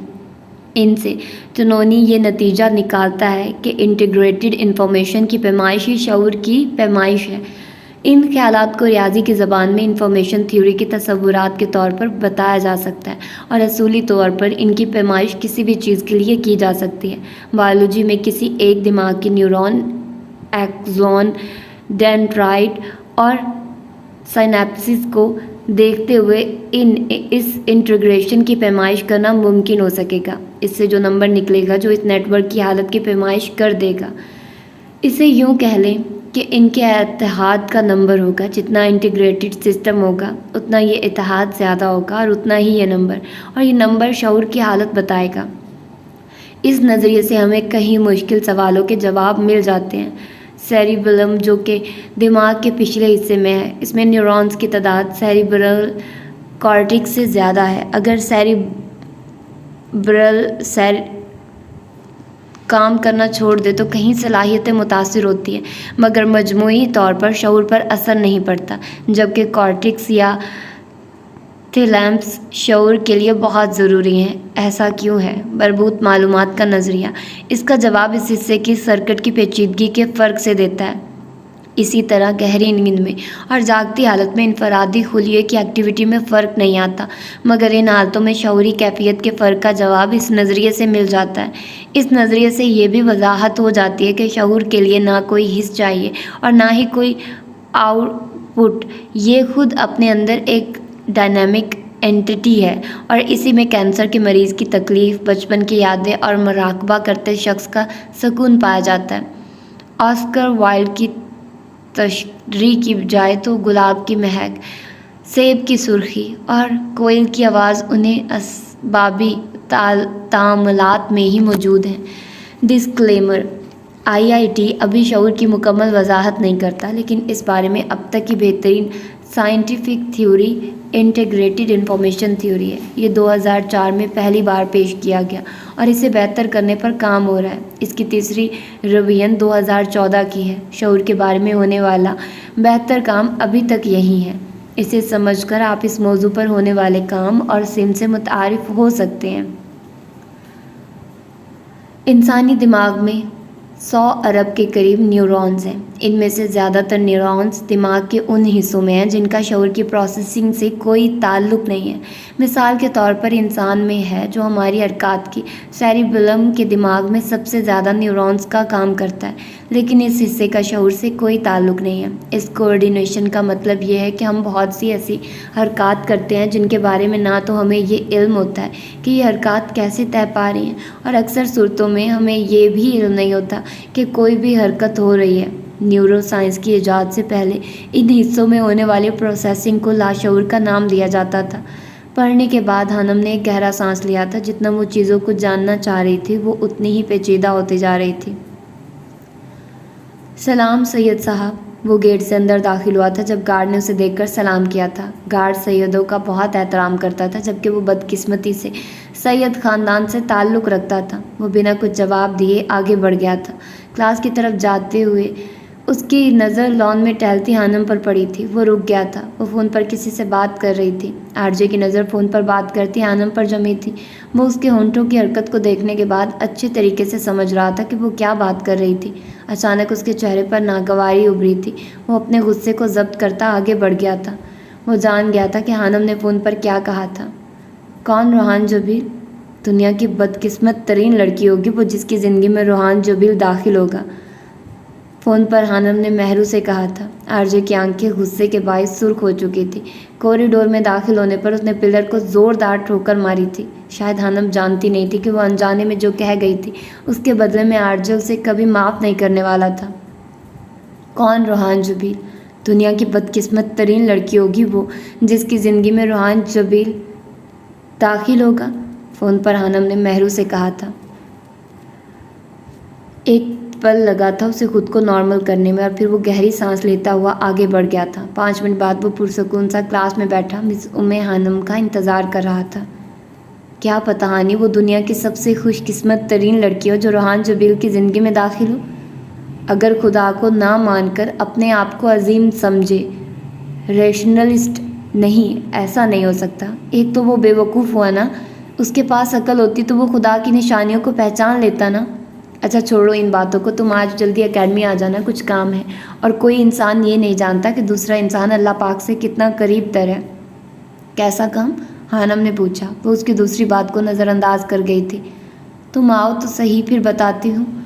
اوکے، کلاس کا ٹائم ہو گیا ہے، وہ لے لوں پھر آتی ہوں، ہانم نے پرسکون سے انداز میں کہتے ہوئے فون بند کیا تھا۔ جیسے ہی وہ کلاس میں داخل ہوئی، آرجے کو کلاس میں دیکھ کر وہ تھوڑا حیران ہوئی تھی۔ وہ آج وقت سے پہلے موجود تھا، اور کمال یہ کہ وہ کھڑکی سے باہر آسمان کو نہیں تک رہا تھا۔ کیسی ہیں آپ مس ہانم؟ وہ تمیز سے پوچھ رہا تھا۔ ہانم کا تو حیرت سے منہ کھل گیا تھا۔ کیا ہوا مس ہانم، آپ ٹھیک ہیں؟ وہ ہونک بنی اسے دیکھ رہی تھی جب آرجے نے دوبارہ پوچھا۔ وہ سنجیدہ دکھائی دے رہا تھا۔ اللہ توبہ، کتنے روپ ہے اس شخص کے، اللہ اس بلا سے بچانا مجھے، ہانم نے دل ہی دل میں دعا کی تھی۔ جی میں ٹھیک ہوں، اللہ کا شکر ہے، وہ سنبھل کر بولی تھی۔ البتہ آرجے کے چہرے پر مسکراہٹ بکھری تھی، وہ جیسے اس کی سوچ پڑ گیا تھا۔ کچھ دن رہ گئے تھے ہانم کے اس کالج میں، 2 مہینے پورے ہونے والے تھے، اور وہ یہ کچھ دن بنا کسی ہنگامے کے گزارنا چاہتی تھی، لیکن آرجے ایسا ہونے نہیں دینے والا تھا۔ آسیہ بیگم ماہم کے ساتھ بازار آئی تھی، گھر کا کچھ سامان لینے کی غرض سے۔ شام ہو گئی تھی، انہیں وقت کا پتہ ہی نہیں چلا۔ سردیوں کے موسم میں شامیں ویسے بھی جلدی دن کو ختم کر دیتی ہیں۔ جلدی چلو ماہم، ہانی بس آنے والی ہوگی اور کھانا بھی بنانا ہے، آسیہ بیگم نے بے دھیانی میں سڑک پار کرتے ہوئے کہا تھا جب سامنے سے آتی گاڑی ان سے ٹکرا گئی تھی۔ امی! ماہم جو تھوڑا پیچھے تھی اس کی خوفناک آواز گونج کر رہ گئی تھی۔ وہ گیٹ سے باہر نکلی تھی، بے دھیانی میں راستے میں پڑے ہوئے پتھر سے اس کا پاؤں ٹکرا گیا تھا۔ حسبی اللہ، ہانم بڑبڑائی تھی، جانے کہ اس کا دل گھبرا گیا ایک دم۔ اسے سخت غصہ آیا ہوا تھا۔ مہرو نے اسے جلدی آنے کا کہا تھا اور وہ آئی بھی نہیں تھی۔ اندھیرا ہونا شروع ہو گیا تھا، ٹھنڈ کی شدت میں بھی اضافہ ہو گیا تھا۔ وہ جلد از جلد اب گھر پہنچنا چاہتی تھی۔ وہ اپنے کمرے میں لیٹا تھا، باہر سے اسے شور کی آوازیں آ رہی تھی۔ مکی کھانا بنا رہا تھا اور آرجے اچھے سے جانتا تھا کہ آج کچن کی خیر نہیں تھی۔ وہ ابھی بیڈ سے نیچے اترا ہی تھا جب چنگھاڑتے موبائل نے اس کی توجہ اپنی جانب مبذول کروائی تھی۔ موبائل کی اسکرین پر نمبر دیکھ کر اس کے ہونٹوں پر مسکراہٹ ابھری۔ کیسے ہو شامو کاکا؟ فون کو کان سے لگاتے ہوئے اس نے پوچھا۔ سلام کرتے ہیں پہلے آرجے، شام نے جواب دیا۔ اف، پھر سے لیکچر۔ मौलवी साहब, आप मुझे इसलिए फ़ोन करते हैं कि अखलाकियात की बातें बना सके? आरजे ने मसनूई खफगी से कहा। नहीं, तुम खुद ही सीख जाओगे। हशाम को यकीन था और उसकी बात पर आरजे का फलक शगाफ कहका उभरा था। वो दरवाज़ा खोलकर कमरे से बाहर निकला था। अब उसका रुख किचन की तरफ था, जहाँ मिकी ने हर चीज़ को तहस नहस किया हुआ पूरे किचन में उसने सब्जियों को फैलाया हुआ था। आरजे के किचन को देखकर होश उड़ गए थे। वो काफ़ी सफाई पसंद था और ये शायद इसमें वाहिद एक अच्छी आदत थी। मिकी, ये क्या किया तुमने? वो तकरीबन चिल्लाया था। फ्राइड राइस बनाने की कोशिश कर रहा था, अपर पैने मिकी ने पलट कर कहा था, जिसकी आंखों से आंसू निकल रहे थे। लेकिन तुम रो क्यों रहे हो? आरजे हैरान हुआ। रो नहीं रहा यार, प्याज काट रहा हूँ, मिकी ने सूं करते हुए जवाब दिया था, जिस पर एक बार फिर आरजे का कहका उभरा था। हंसो मत आरजे, तुम्हें इसकी हेल्प करनी चाहिए। हशाम जो उनकी बातें सुन रहा था उसके हंसने पर कहा था। उसने मुलाजिम को छुट्टी दी थी, अब भुगते? वो बेरहम हुआ। नहीं हशाम भाई, मुलाजिम की वाइफ की तबीयत ख़राब थी, वो छुट्टी मांग रहा था, मैंने दे दी। अब ये कह रहा है कि खाना तुम बनाओ। मिकी ने रोते हुए उसकी शिकायत लगाई थी। यार तुम लोग ऑर्डर कर लो, क्यों अपने आप को अजाब में डाल रहे हो? नहीं, खाना तो यही बनाएगा। उसने हशाम की बात काटी। लगे रहो मुन्ना भाई, वो एक आंख दबाता शरारत से कहता किचन से बाहर निकल गया था, जबकि मिकी ने मोबाइल में रेसिपी पर नज़र दौड़ाई और फिर जल्दी जल्दी हाथ चलाने लग गया। सुनो भी, जान चाहती हैं कि मैं शादी कर लूँ? हशाम उससे अब अपनी मुश्किल बताने वाला था। यानी कि खुदकुशी कर लूँ? आरजे ने मजाक उड़ाया। शादी खुदकुशी नहीं होती आरजे। हशाम को उसकी बात बुरी लगी थी। अच्छा तो कर लो ना फिर, मुझे अभी बहुत कुछ करना है। मैं चाहता हूँ कि तुम शादी करके भी जान की ये ख्वाहिश पूरी कर दो। हशाम ने साफ बात की। व्हाट? आरजे को झटका लगा। वो हशाम की बात पर हंसा और फिर हंसता ही चला गया था। तुम्हें लगता है कि शामू काका मैं इतना बेवकूफ़ हूँ जो दूसरों की ख्वाहिशात पूरी करने के लिए शादी कर लूँगा? वेरी इंटरेस्टिंग, वो तंजिया बोल रहा था। तुम तो कुछ भी कर सकते हो ना? हशाम ने उससे उसकी बात याद दिलाई। लेकिन वो काम जो मैं करना चाहूँ, और वैसे भी आजकल के दौर में शादी की क्या ज़रूरत है? 3-4 नाम की बीवियाँ तो मैं वैसे भी एक वक्त में रख सकता हूँ, वो महफूज होते हुए बोला था। अब तुम शादी का भी मजाक उड़ाओगे? हशाम नाराज़ हुआ। लेकिन कोई शादी के लायक हो तब ना, और एक ही औरत के साथ ज़िंदगी गुजारने का सोचने से ही मेरा दम घुटता है। शादी मैं ज़रूर करूँगा, अपनी पसंद से, और 3-4 लड़कियों से करूँगा। वो उसे अपने इरादों से आगाह कर रहा था। ऐसे आरजे तुम ना कोई बहुत ही घटिया और जलील इंसान हो। आरजे ने उसकी बात अचकी थी और फिर खुद ही अपनी बात पर कहका लगाया था। तुमसे बात करना फजूल है। हशाम को अफसोस हुआ था। यानी तुम 3-4 लड़कियों की ज़िंदगी बर्बाद करोगे? कौन? रोहान जबील? दुनिया की बदकिस्मत तरीन लड़की होगी वो जिसकी ज़िंदगी में रोहान जबील दाखिल होगा। उम्मे हानम के अल्फाज उसकी समाअत में गूंज गए थे। उसकी होंठों पर फैली हंसी एकदम सिमटी थी। लेकिन तुमसे बात करके मैं अच्छा खासा फ्रेश हो जाता हूँ, क्योंकि तुम बातें ही ऐसी करते हो। रोहान जबील वाकई हशाम जबील की बातों पर सबसे ज़्यादा हंसता था। और जहाँ तक बात है लड़कियों की ज़िंदगी ख़राब करने की, लड़कियाँ तो अब भी खुद मेरे पास बर्बाद होने आती हैं। अलबत्ता शादी का भी मैंने सोचा नहीं। वो एकदम संजीदा हो गया था। और सुनाओ, हवेली कब जा रहे हो? बेजान याद कर रही थी तुम्हें, जबकि हशाम ने बात पढ़ दी थी। गाड़ी चलाते हुए उसके मोबाइल पर रिंग हुई थी, जिससे उसका ध्यान भटका और गाड़ी सामने सड़क पार करते हुए किसी से टकरा गई। आप ठीक हैं? वो घबराकर गाड़ी से बाहर निकला था और फिर सामने मौजूद शख्सियत को देखकर वो दंग रह गया था। आसी, वो बुड़बुड़ाया था, माहम हाथ में पकड़े शॉपर एक तरफ रखते हुए। आसिया बेगम की तरफ बढ़ी थी। गाड़ी ने बस हल्का सा छुआ था। सेठ हमदान ने बरवक्त ब्रेक लगा ली थी। आप ठीक हैं अम्मी? माहम एकदम डर गई थी। लोगों का हजूम उनके इर्द गिर्द जमा हो गया था। हाँ मैं ठीक हूँ। आसिया बेगम ने उठने की कोशिश की थी, लेकिन टांग में एक ठेस सी उठी थी। आपको नज़र नहीं आता? जब ड्राइविंग नहीं आती तो रोड पर क्यों निकलते हैं आप लोग? माहम उस शख्स को देखते हुए एकदम चीखी थी। आसी तुम ठीक हो? सेठ हमदान जैसे ट्रांस से बाहर आया और आसिया बेगम की तरफ बढ़ा था। वो उसे पहचान गया था। इतने सालों बाद भी वो उसे एक पल में पहचान गया था। और यही हाल आसिया बेगम का हुआ था जब उन्होंने अपने सबसे अच्छे कज़न को इतने सालों बाद देखा था। ज़्यादा लगी तो नहीं? वो पास बैठते हुए पूछ रहा था, जबकि माहम हॉन्क बनी दोनों को देख रही थी। نہیں میں ٹھیک ہوں، آسیہ بیگم نے ماہم کا سہارا لے کر اٹھتے ہوئے جواب دیا۔ سیٹھ ہمدان نے آسیہ بیگم کے چہرے پر تکلیف کے آثار دیکھ لیے تھے۔ آسیہ بیگم کو سلامت دیکھ کر لوگوں کو ہجوم چھٹ گیا تھا۔ آ جاؤ ہاسپٹل چلتے ہیں، شاید تمہیں زیادہ لگی ہے۔ نہیں میں ٹھیک ہوں، میں نے کہا نا چلو۔ ہمدان صاحب نے غصے سے ان کی بات کاٹی تھی اور آسیہ بیگم کو لگا تھا وقت کہیں نہیں گیا۔ اس کے سامنے کھڑا ہوا شخص آج بھی ویسے کا ویسا تھا جیسے کہیں کوئی تبدیلی نہیں آئی تھی، اور اسے سیٹھ ہمدان کو دیکھتے ہی اسے اپنی ڈائری میں لکھی غزل یاد آ گئی۔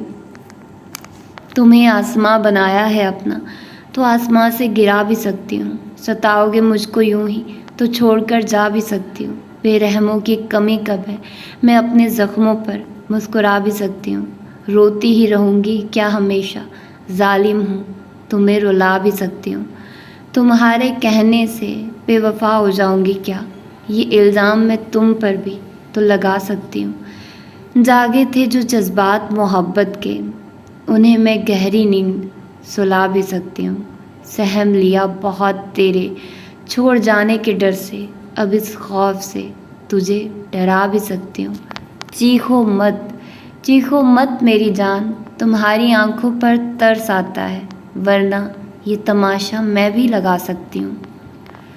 جیسے ہی وہ گلی میں داخل ہوئی تھی، ایک بڑی سی سیاہ رنگ کی گاڑی گلی سے مین روڈ پر داخل ہوئی۔ خانم چونکی تھی، ان کے محلے میں اس طرح کی گاڑی کسی کے نہیں تھی۔ وہ آس پاس کے گھروں کو جانتی تھی، شاید کسی نے نہیں لی ہو۔ وہ بڑبڑاتی ہوئی گھر کے جانب بڑھی، خلاف معمول پہلی دستک پڑی۔ دروازہ کھل گیا تھا جو ماہم نے کھولا تھا۔ امی کدھر ہیں؟ خانم کو حیرت ہوئی۔ اندر ہے۔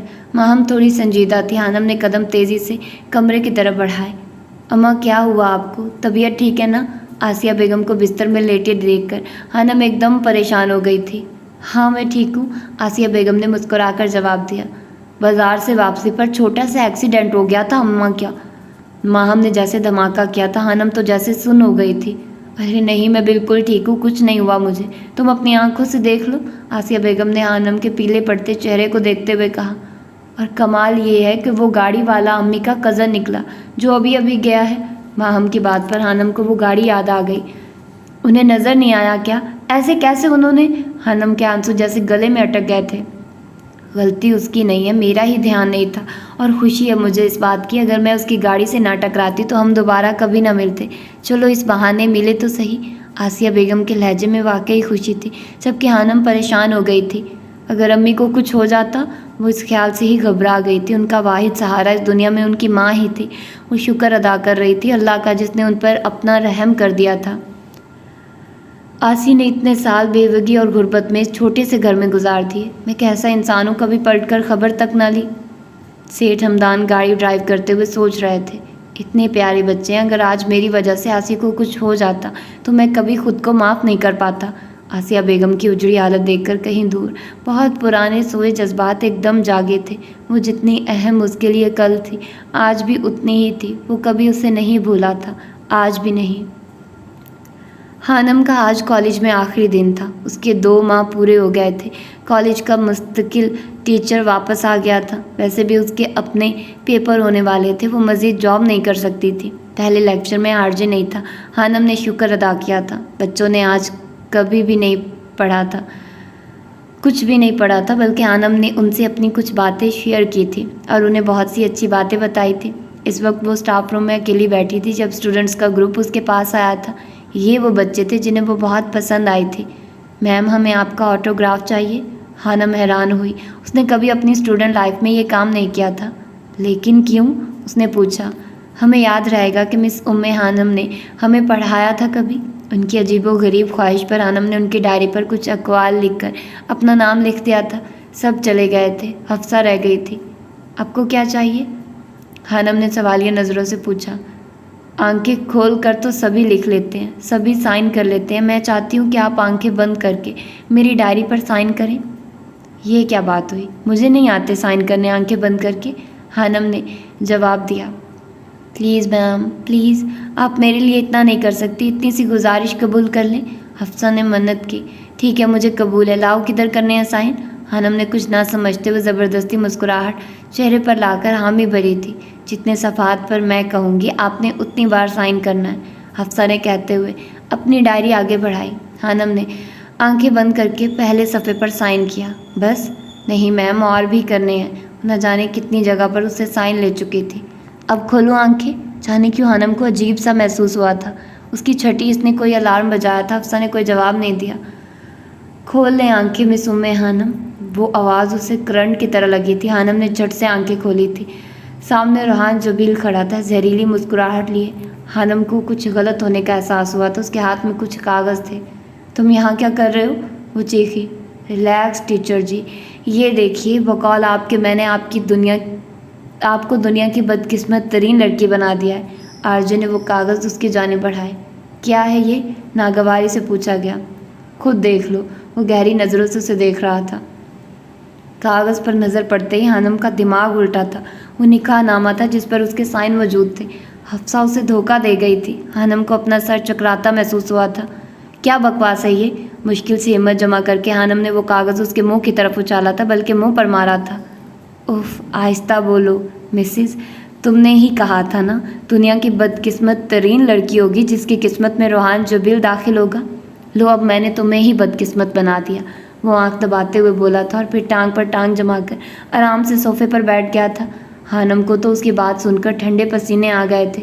اس نے چاروں طرف دیکھا تھا اور شکر کیا تھا کہ وہاں کوئی موجود نہیں تھا۔ اپنی بکواس بند کرو، میں ابھی پرنسپل کو بتاتی ہوں تم نے انتہائی شرمناک حرکت کی ہے۔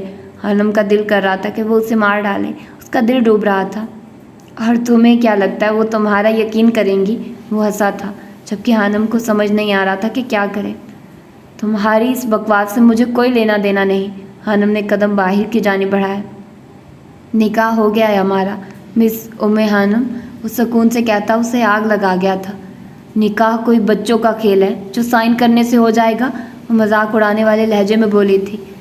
لڑکی کی رضامندی چاہیے ہوتی ہے نا، وہ مجھے مل گئی۔ آرجے نے نکاح نامے کی طرف اشارہ کیا جسے وہ نیچے سے اٹھا چکا تھا۔ اور تم نے بھی قبول کر لیا ہے؟ ٹھیک ہے، مجھے قبول ہے، لاؤ کدھر کرنے ہیں سائن؟ وہ اس کی آواز ریکارڈ کر چکا تھا۔ ہانم نے دنگ رہ گئی تھی۔ باقی کی کارروائی اب دیکھ لو۔ اس نے موبائل پر کسی کا نمبر ملایا تھا۔ ہاں مکی، لڑکی نے سائن کر دیے ہیں، مولوی کو کہو کہ نکاح پڑھائے۔ اس کے الفاظ نے ہانم کے پیر نیچے سے زمین کھینچ لی تھی۔ دوسری طرف سے مولوی کی آواز ابھری تھی۔ وہ نکاح پڑھا رہا تھا۔ کیا آپ کو قبول ہے؟ ہانم نے باقاعدہ اپنا اور روحان جبیل کا نام سنا تھا، اور روحان نے کس قدر چالاکی سے مولوی کے پوچھنے پر ہانم کی ریکارڈ کی گئی آواز سے صرف قبول ہے کو مولوی تک پہنچایا۔ اس کے اس طرح کرنے پر ہانم پھٹی پھٹی نگاہوں سے اسے دیکھ رہی تھی۔ 3 بار مولوی نے پوچھا تھا اور 3 بار قبول ہے وہ سن چکے تھے۔ جی سائن کر دیے ہیں ہانم نے، اب میری باری، وہ پرسکون سا کہہ رہا تھا۔ سائن وہ پہلے کر چکی تھی۔ اس سے پہلے مولوی مزید کچھ بولتا ہانم کو جیسے ایک جھٹکا لگا تھا۔ وہ بنا کچھ بولے اسٹاف روم سے باہر کی جانب بھاگی تھی اور پھر وہ بھاگتی چلی گئی تھی اور پیچھے آرجے اب قبول ہے بول رہا تھا۔ نکاح نامے پر سائن کرنے کے بعد اس نے موبائل پر چلتی ریکارڈنگ جس سے مولوی کی آواز ابھر رہی تھی اس کو بند کیا۔ اسٹوپڈ، بھاگ گئی ڈر کر، محنتیں بھی نہیں کی میری کہ یہ سب نہ کرو۔ اپنی ہی بات پر اس نے کہکا لگایا تھا۔ جی سائن کر دیے ہیں ہانم نے، اب میری باری۔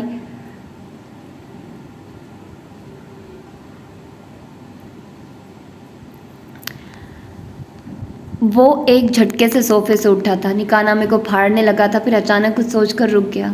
کیا پتہ کبھی زندگی میں اس کی ضرورت پڑ جائے، اس نے خود سے کہا تھا۔ اسے اس وقت نہ تو اس نکاح میں کوئی دلچسپی تھی اور نہ ہی ہانم نے۔ اس کے لیے یہ ایک ایڈونچر جیسا تھا۔ ہانم کی حالت تو اسے کافی لطف دیا تھا، لیکن حیرت ہے اس گھمنڈی لڑکی نے نہ معافی مانگی اور نہ منتیں کی میری، وہ بڑبڑایا تھا۔ اور پھر اس کاغذ کے ٹکڑے کو جیب میں رکھنے کے بعد وہ سیٹی بجاتا اسٹاف روم سے باہر نکل آیا تھا۔ وہ جیت گیا تھا، وہ فتح کا بادشاہ تھا، وہ وقت اور قسمت دونوں پر حکومت کرتا تھا، وہ جیسا چاہتا تھا ویسا ہو جاتا تھا، وہ فاتح بننا چاہتا تھا۔ اس کالج میں اب اس کی دلچسپی کے لائق کوئی چیز نہیں بچی تھی۔ وہ سیٹی پر دھن بجاتا کالج سے باہر نکل گیا تھا۔ ہانم کو اپنا دماغ معاف ہوتا محسوس ہو رہا تھا۔ اسے روحان جبیل سے اس درجہ پاگل پن کی امید نہیں تھی۔ اگر اسے پتہ ہوتا کہ وہ ایسا کرے گا تو وہ اس کی لائف پارٹنر کے بارے میں کبھی ایسی بات نہیں کرتی۔ لیکن اب کیا ہوگا؟ اس کا دل بری طرح سے ڈر رہا تھا۔ اللہ اب کیا ہوگا؟ وہ بہت پریشان ہوئی، دل بیٹھا جا رہا تھا۔ اگر اس نے پرنسپل کو بتا دیا اور کوئی اور کہانی سنائی تو سب مجھے برا سمجھیں گے، وسوسے اسے کھائے جا رہے تھے۔ اس نے پڑھا تھا کہ سلفائڈ اپنے عمل اور اپنے رد عمل دونوں سے لوگوں کو چونکا دیتے ہیں، لیکن اس آرجے نے تو اس کا دماغ ہی گھما دیا تھا۔ اس نے طے کر لیا تھا کہ اب وہ اس کالج میں کبھی نہیں جائے گی۔ اپنی طرف سے وہ دونوں اس کالج کو ہمیشہ کے لیے چھوڑ گئے تھے۔ آرجے سنا دو کچھ، محسن نے اس کی منت کی تھی۔ کلب کے تیز میوزک اور تھر تھراتے جسموں کی بھیڑ میں وہ لوگ پرسکون سے بیٹھے تھے۔ لکھا تھا اور گلے میں آرجے لکھا تھا گلے میں، اور گلے میں چین جس پر آرجے لکھا تھا، سیاہ رنگ کی جیکٹ کے پیچھے جس پر بڑا سا آرجے لکھا تھا، وہ لٹک رہا تھا اور اس کلب کی شان لگ رہا تھا۔ اس نے مکی کو لڑکیوں کے جھرمٹ میں گھرا دیکھا تھا۔ اس کے دیکھنے پر مکی نے ایک آنکھ دبا کر اسے آنے کا اشارہ کیا تھا، لیکن جانے کیوں آج نہ تو اسے نشہ چڑھ رہا تھا اور نہ ہی یہاں کوئی لڑکی اسے متاثر کر رہی تھی۔ وہ پہلے بھی ایسا ہی تھا، اسے کچھ متاثر نہیں کر پاتا تھا، لیکن آج تو حد ہی ہو گئی تھی۔ یار میرا موڈ نہیں ہے، گلاس کے کنارے پر انگلی پھیرتے ہوئے آرجے نے محسن کو انکار کیا تھا۔ اسے اتنا سنجیدہ دیکھ کر مکی اس کی طرف آیا تھا۔ کیسا رہا تمہارا نکاح؟ وہ خباثت سے دان نکالے پوچھ رہا تھا۔ نکاح؟ واٹ ربش! کون سا نکاح؟ وہ جسٹ پرینک تھا اس ہانم کو ڈرانے کے لیے۔ اور وہ نکاح نامہ؟ مکی نے دوبارہ پوچھا۔ اس کی بات پر آرجے چونکا تھا، وہ تو اس نے پھینکا ہی نہیں تھا۔ کچھ یاد آنے پر اس نے پینٹ کی جیب سے وہ کاغذ نکالا تھا جس پر ان دونوں کے سائن تھے۔ یہ رہا۔ مکی نے اس کے ہاتھ سے وہ کاغذ جھپٹا تھا۔ دلہا دلہن دونوں کے سائن ہیں، بس گواہوں کے کھانے کھا لیں۔ ادھر لاؤ، سائن کرتا ہوں۔ مذاق سمجھتے ہوئے مکی نے اپنے سائن کر دیے تھے اور پھر کاغذ کو محسن کی طرف بڑھایا۔ محسن نے بھی ہنستے ہوئے سائن کیے تھے۔ اس کے بعد وہ اس کاغذ کے ٹکڑے کو لے کر گروپ کے دوسرے لڑکوں کی طرف بڑھا تھا۔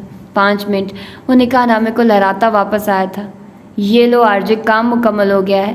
شیطانی مسکراہٹ لیے وہ آرجے کی طرف دیکھ رہا تھا۔ انٹرسٹنگ۔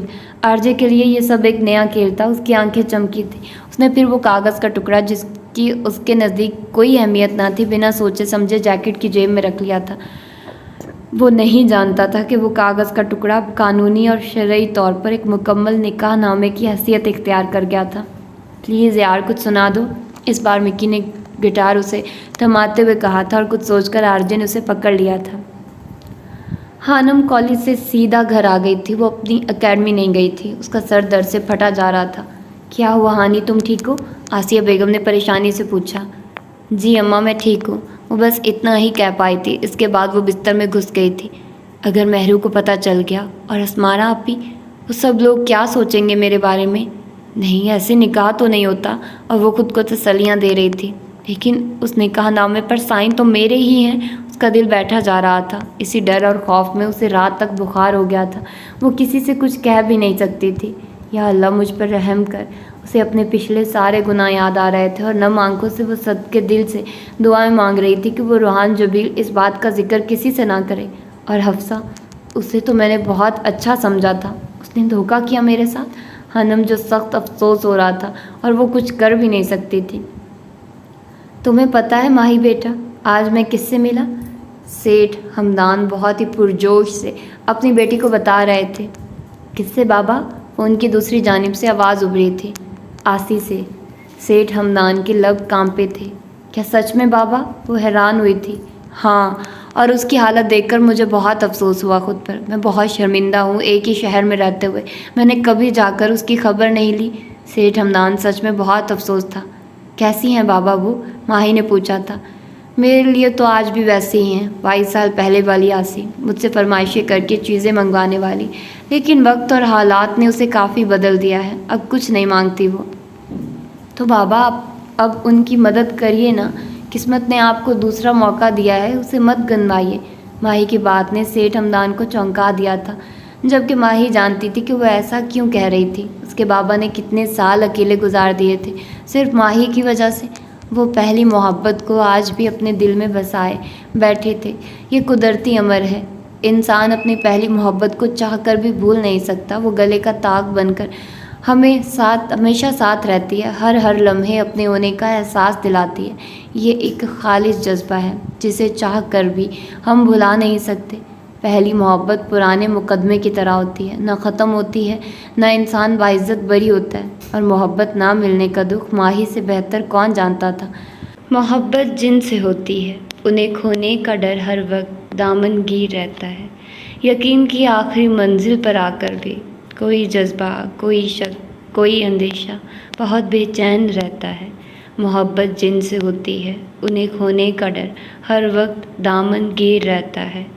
کہیں یہ وصل کے لمحے بدل جائیں نہ فرقت میں، کہیں یہ قرب کی گھڑیاں جدائی میں نہ ڈھل جائیں، کہیں ایسا نہ ہو کہ کوئی اس کو بدگماں کر دے، کہیں ایسا نہ ہو وہ مہرباں آنکھیں بدل جائے، کہیں ایسا نہ ہو یہ گرم جوشی سرد پڑ جائے، تپا کے جہاں سے ملنے کی روش یخ بستہ ہو جائے، ادائے دلبرانہ بے رخی کا روپ دھارے اور دل کا درد بن جائے۔ محبت جن سے ہوتی ہے انہیں کھونے کا ڈر ہر وقت دامن گیر رہتا ہے۔ کبھی محفل میں سب کے سامنے وہ احتیاطاً بھی نظریں چرا جائے تو دل پر چوٹ لگتی ہے، آنسوؤں کا مے برستا ہے۔ کبھی مصروفیت میں فون کی گھنٹی کا وہ نوٹس نہ لے اور رابطے کا سلسلہ موقوف ہو جائے، دھڑک اٹھتا ہے دل، کیا جانیے کیا ہو گیا اس کو، توجہ میں کمی کیوں آ گئی، کیوں اس کی جانب ایک سناٹا سا چھایا ہے، جو اپنا اس قدر اپنا تھا آخر کیوں پرایا ہے۔ محبت جن سے ہوتی ہے انہیں کھونے کا ڈر ہر وقت دامن گیر رہتا ہے۔ محبت جن سے ہوتی ہے۔ سنو آرجے، تم نے دوبارہ مس ام خانم کو تنگ تو نہیں کیا؟ حشام لیپ ٹاپ کی اسکرین پر نظر آنے والے آرجے سے پوچھ رہا تھا۔ حشام کی بات سن کر وہ ایک دم چونکا تھا۔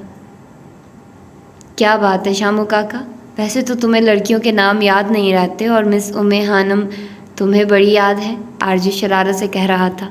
کیونکہ میں تمہیں اچھے سے جانتا ہوں۔ بتاؤ تنگ تو نہیں کیا نا؟ حشام کو نہ جانے کیوں فکر ہو رہی تھی۔ وہ اتنے دنوں سے پوچھنا چاہ رہا تھا لیکن ہمت نہیں ہوئی۔ وہ جانتا تھا کہ آرجے کتنا چلاک ہے۔ نہیں تنگ نہیں کیا، بس بھگا دیا ایک چھوٹا سا ڈرامہ کر کے۔ کیسا ڈرامہ؟ حشام چونکا۔ پھر کبھی بتاؤں گا شامو کاکا، مجھے ابھی کچھ کام ہے۔ اس سے پہلے حشام کچھ کہتا وہ آف لائن جا چکا تھا۔ پتہ نہیں اب اس نے کیا کیا ہوگا اس معصوم کے ساتھ۔ حشام کو فکر ہو رہی تھی لیکن وہ کچھ کر نہیں سکتا تھا۔ آرجے اپنی نئی ویڈیوز جو اس نے اپلوڈ کی تھی انہیں چیک کر رہا تھا، اس کی ویڈیوز پر ریئیکٹ کر رہی تھی اور فالوور پچھلے ایک ہفتے سے ایک نئی تعریف الگ۔ وہ کبھی کسی کے کمنٹس نہیں پڑھتا تھا، البتہ کبھی کبھی کچھ چیزیں اسے مسکرانے پر مجبور کر دیتی تھی۔ Can we be friends? اس نئی لڑکی رحمہ کی طرف سے میسج آیا تھا۔ آرجے نے اس کے ٹائپ کیے گئے میسج کو اسکین کیا تھا اور پھر بلا اختیار ہی وہ ہنس دیا تھا۔ Don't try to make me fool miss Shalini. وہ ایک سیکنڈ کے اندر اسے حقیقت سے روشناس کرا گیا تھا۔ اسٹوپڈ، وہ بڑبڑایا تھا، جبکہ دوسری جانب شالنی اس کا میسج پڑھ کر حیران و پریشان رہ گئی تھی۔ وہ انسان تھا یا کوئی جادوگر؟ اسے بے وقوف بنانا واقعی ناممکن تھا۔ وہ کچھ دیر شاکڈ رہی تھی اور پھر زیر لب مسکرا دی تھی۔ اس کا انتخاب 100% درست تھا۔ اس سے پہلے کہ یہ آنسو کہیں ہجرت کر لیں، آ کسی روز تیرے غم کی ضیافت کر لیں، اس نے جاتے ہوئے پرسے میں یہی بولا تھا۔ اب یہ بہتر ہے کہ یادوں پہ قناعت کر لیں، گاؤں سب ہار کے ہم جو کبھی واپس لوٹیں، کیا ہی اچھا ہو اگر تیری زیارت کر لیں، تو کہیں ہم کو ملے تو لپٹ کر تجھ سے اتنا پھر روئیں کہ ضائع یہ بصارت کر لیں۔ کانپ اٹھتا ہوں میں اب دیکھ کے ہنستے چہرے، لوگ یہ بھی نہ محبت کی حماقت کر لیں، اس محبت پہ بھی تم نے جو ستم ڈھائے ہیں، عین ممکن ہے کہ ہم تم سے عداوت کر لیں۔ خانم پچھلے 2 دنوں سے اکیڈمی نہیں گئی تھی۔ بخار اس کی جان نہیں چھوڑ رہا تھا۔ اسے ڈر تھا کہ اگر وہ اکیڈمی جائے گی تو مہرو سے سوال کرے گی۔ موبائل پر آنے والی ہر کال پر وہ ڈر جاتی تھی۔ اسے لگتا تھا کہ ابھی پرنسپل کا فون آئے گا اور پھر اس کی انسلٹ ہوگی۔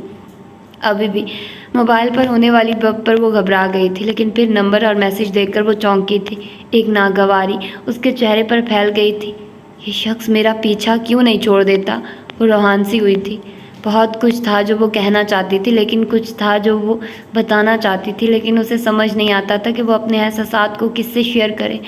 مہرو سے اس کی بہت اچھی دوستی تھی، اس کے برعکس وہ اسے اپنے دل کی بات نہیں کہہ پاتی تھی۔ تھک ہار کے اس نے میسج ڈیلیٹ کیا تھا۔ مجھے نمبر تبدیل کر لینا چاہیے۔ آخر وہ اس آخری نتیجے پر پہنچی تھی۔ اس کی نمازیں لمبی ہوتی جا رہی تھی، گڑ گڑا کر وہ نہ جانے کیا مانگتی تھی۔ ایک ڈر نے اس کے دل میں ڈیرا ڈال لیا تھا۔ اس نے دوبارہ اکیڈمی جانا شروع کر دیا تھا۔ نہ مہرو نے کوئی بات کی تھی، نہ پرنسپل کا فون آیا تھا، اور نہ آرجے نے کوئی پیش رفت کی تھی۔ دھیرے دھیرے وہ بھی اسے مذاق سمجھ کر بھولنے لگی تھی۔ یہ تمہاری سیلری ہے ہانی، اسمارا آپی نے بھیجی ہے۔ تم بنا پرنسپل سے ملے واپس آ گئی تھی۔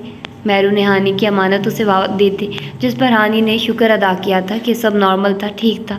پچھلے کچھ دنوں سے اسے انجانے نمبر کال آ رہی تھی، جسے وہ جان بوجھ کر نہیں پک کر رہی تھی۔ میم میری بات سنیے، میں حفصہ ہوں، پلیز میم۔ اس کا میسج پڑھنے کے بعد تو ہانم کا دماغ گھوما تھا، اس نے موبائل ہی بند کر دیا تھا، اور اب پھر کسی اور نمبر سے فون آ رہا تھا۔ اٹھا لو نا ہانی، کس کا فون ہے؟ مہرو کی بات پر وہ چونکی تھی۔ اٹھا لو نا ہانی۔ پتہ نہیں، ہانم کا موڈ خراب ہوا تھا۔ یار پوچھ تو لو ایک بار۔ مہرو کے اصرار کرنے پر ہانم نے کال ریسیو کی تھی۔ میم پلیز میری بات سن لیں، پلیز فون بند مت کیجیے گا، پلیز میم۔ حفصہ منتیں کر رہی تھی۔ حفصہ مجھے آپ سے کوئی بات نہیں کرنی، ہانم نے دو ٹوک جواب دیا تھا۔ نہ کریں بات، لیکن میری سن لیں پلیز۔ روحان نے مذاق کیا تھا میم، پرینک۔ اس نے مجھے ایموشنلی بلیک میل کیا تھا کہ اگر میں نے اس کی بات نہیں مانی تو وہ کسی سے بھی یہ کام کروا لے گا، اور پھر شاید سب کو یہ بات پتہ چل جائے۔ اس نے مجھے اس لیے کہا کہ میں کسی کو نہیں بتاؤں گی کیونکہ آپ مجھے عزیز ہیں۔ وہ آخری بات کہتے ہوئے رو پڑی تھی۔ اٹس اوکے حفصہ، کوئی بات نہیں، آپ بھی بھول جاؤ اس بات کو۔ ہانم نے گہرا سانس لیا تھا۔ پکا آپ ناراض تو نہیں ہیں نا اب؟ نہیں میں ناراض نہیں ہوں، پھر بات ہوگی۔ وہ اس کا جواب سنے بنا فون بند کر چکی تھی۔ دل سے ایک بوجھ سا اتر گیا تھا، ایک ڈر جو تھا وہ ختم ہو گیا تھا۔ اسے یقین ہو گیا تھا کہ یہ وہ سب ایک ڈرامہ تھا۔ کیا ہوا ہانی؟ مہرو نے جو اسے غور سے دیکھ رہی تھی اس کے فون بند کرنے پر پوچھا تھا۔ کچھ نہیں، بس کالج کا ایک مسئلہ تھا۔ وہ خوش دلی سے مسکرا دی۔ واقعی حفصہ نے اسے بہت بڑے صدمے سے باہر نکال لیا تھا۔ ہانم اب اپنے آپ کو بہت ہلکا پھلکا سا محسوس کر رہی تھی۔ اسٹیڈیم لوگوں کے ہجوم سے بھرا پڑا تھا۔ ہر طرف نوجوان لڑکے لڑکیاں اس کے انتظار میں تھے۔ ہر ایک کی زبان پر بس آرجے تھا۔ رات کے اندھیرے میں بھی رنگ برنگی روشنیوں نے اسٹیڈیم کے درمیان بنی اسٹیج کو منور کیا ہوا تھا۔ وہ پروفیشنل سنگر نہیں تھا اور نہ کسی کے لیے گاتا تھا، البتہ اس کے فین ڈیمانڈ کرتے تھے اس سے سننے کی، اور وہ ایک دن فائنل کر دیتا تھا۔ اسی دن دیکھنے اور سننے والوں کا ہجوم جمع ہو جاتا تھا۔ جینی مارٹن سے اس کی دوستی سوشل میڈیا پر ہوئی تھی۔ وہ برطانیہ سے تعلق رکھتی تھی۔ 30 سالہ جینی کہیں سے بھی 30 سال کی نہیں لگتی تھی۔ وہ ایک پروفیشنل سنگر تھی جس کی آواز نہایت دلکش تھی۔ البتہ جب سے اس نے آرجے کی آواز سنی تھی وہ حیران رہ گئی تھی، اور اس کی شدید خواہش تھی کہ وہ آرجے کے ساتھ سنگنگ کرے، اور آج وہ آ رہی تھی آرجے کے ساتھ۔ وہ دونوں ایک ساتھ دھماکہ کرنے والے تھے۔ انتہائی سخت سیکیورٹی کے اندر ان کی گاڑیاں آگے پیچھے اسٹیڈیم میں داخل ہوئی تھی، اور کچھ دیر بعد میڈیا، کیمروں کی چمک اور لوگوں کی زبردست ہوٹنگ میں وہ اسٹیج کی طرف بڑھے تھے۔ رات تقریباً 2 بجے شو ختم ہوگا، اور اس کے بعد جینی کی خواہش پر وہ دونوں واپس ہوٹل جائیں گے۔ جینی کی یہ خواہش آرجے لازمی پوری کرے گا۔ ایک بار وہ دونوں ہوٹل پہنچ جائیں پھر ہمارا کام آسان ہو جائے گا، وہ پروجیکٹر کے سامنے کھڑی بتا رہی تھی۔ اسکرین پر اسٹیڈیم کے اندر باہر، اسٹیڈیم سے ہوٹل تک اور ہوٹل کے اندر تک ہر چیز کا نقشہ تھا، اور دوسری اسکرین پر اسٹیڈیم کی ویڈیو نظر آ رہی تھی۔ دھیان رہے، اس بار پلان فیل نہیں ہونا چاہیے، باس نے سخت تنبیہ کی تھی۔ لڑکی نے اس بات میں سر ہلا دیا تھا۔ جینی اور آرجے دونوں سیاہ رنگ کے کپڑوں میں تھے۔ جینی نے گھٹنوں تک آتے شارٹ کپڑے پہن رکھے تھے، جبکہ آرجے گھٹنوں سے پھٹی جینز پہنے، جس کی بلیک جیکٹ بھی جگہ جگہ سے پھٹی ہوئی تھی۔ ربر بینڈ سے بالوں کو پیچھے کی جانب کیے، گلے اور بازوؤں میں لٹکتے بینڈ جن پر آرجے واضح لکھا چمک رہا تھا۔ وہ دونوں عوام کی توجہ کا مرکز بنے تھے۔ گٹار ہاتھ میں پکڑے وہ اسٹیج پر جھول رہا تھا۔ جینی اس سے 10 سال بڑی تھی اور تھی برٹن، لیکن آرجے کہیں سے بھی نہ اس سے متاثر نظر آ رہا تھا اور نہ ہی وہ خوف کا شکار تھا۔ اس کا اعتماد دیکھنے لائق تھا۔ I am so lonely broken angel, I am so lonely listen to my heart. Jenny نے گانا شروع کیا تھا۔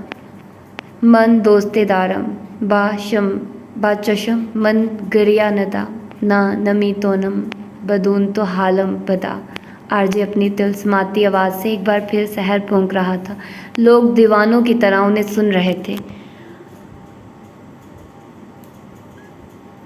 تو یہ تھی اس کی سیکنڈ ایپیسوڈ۔ ہوپ سو کہ آپ لوگوں کو پسند آئی ہوگی۔ ایکچولی تھوڑی دیر پہلے یہاں پر آندھی آئی ہوئی تھی۔ میں نے اس کا لاسٹ والا پارٹ ابھی ریکارڈ کیا ہے، پہلے والا میں نے ایک دن پہلے کیا تھا۔ تو آندھی آئی ہوئی ہے اور بہت مجھے لگا تھا کہ بہت زیادہ آواز آ رہی ہوگی، کھڑکیاں شور کریں گی یہ وہ، لیکن ایسا سچ نہیں ہوا۔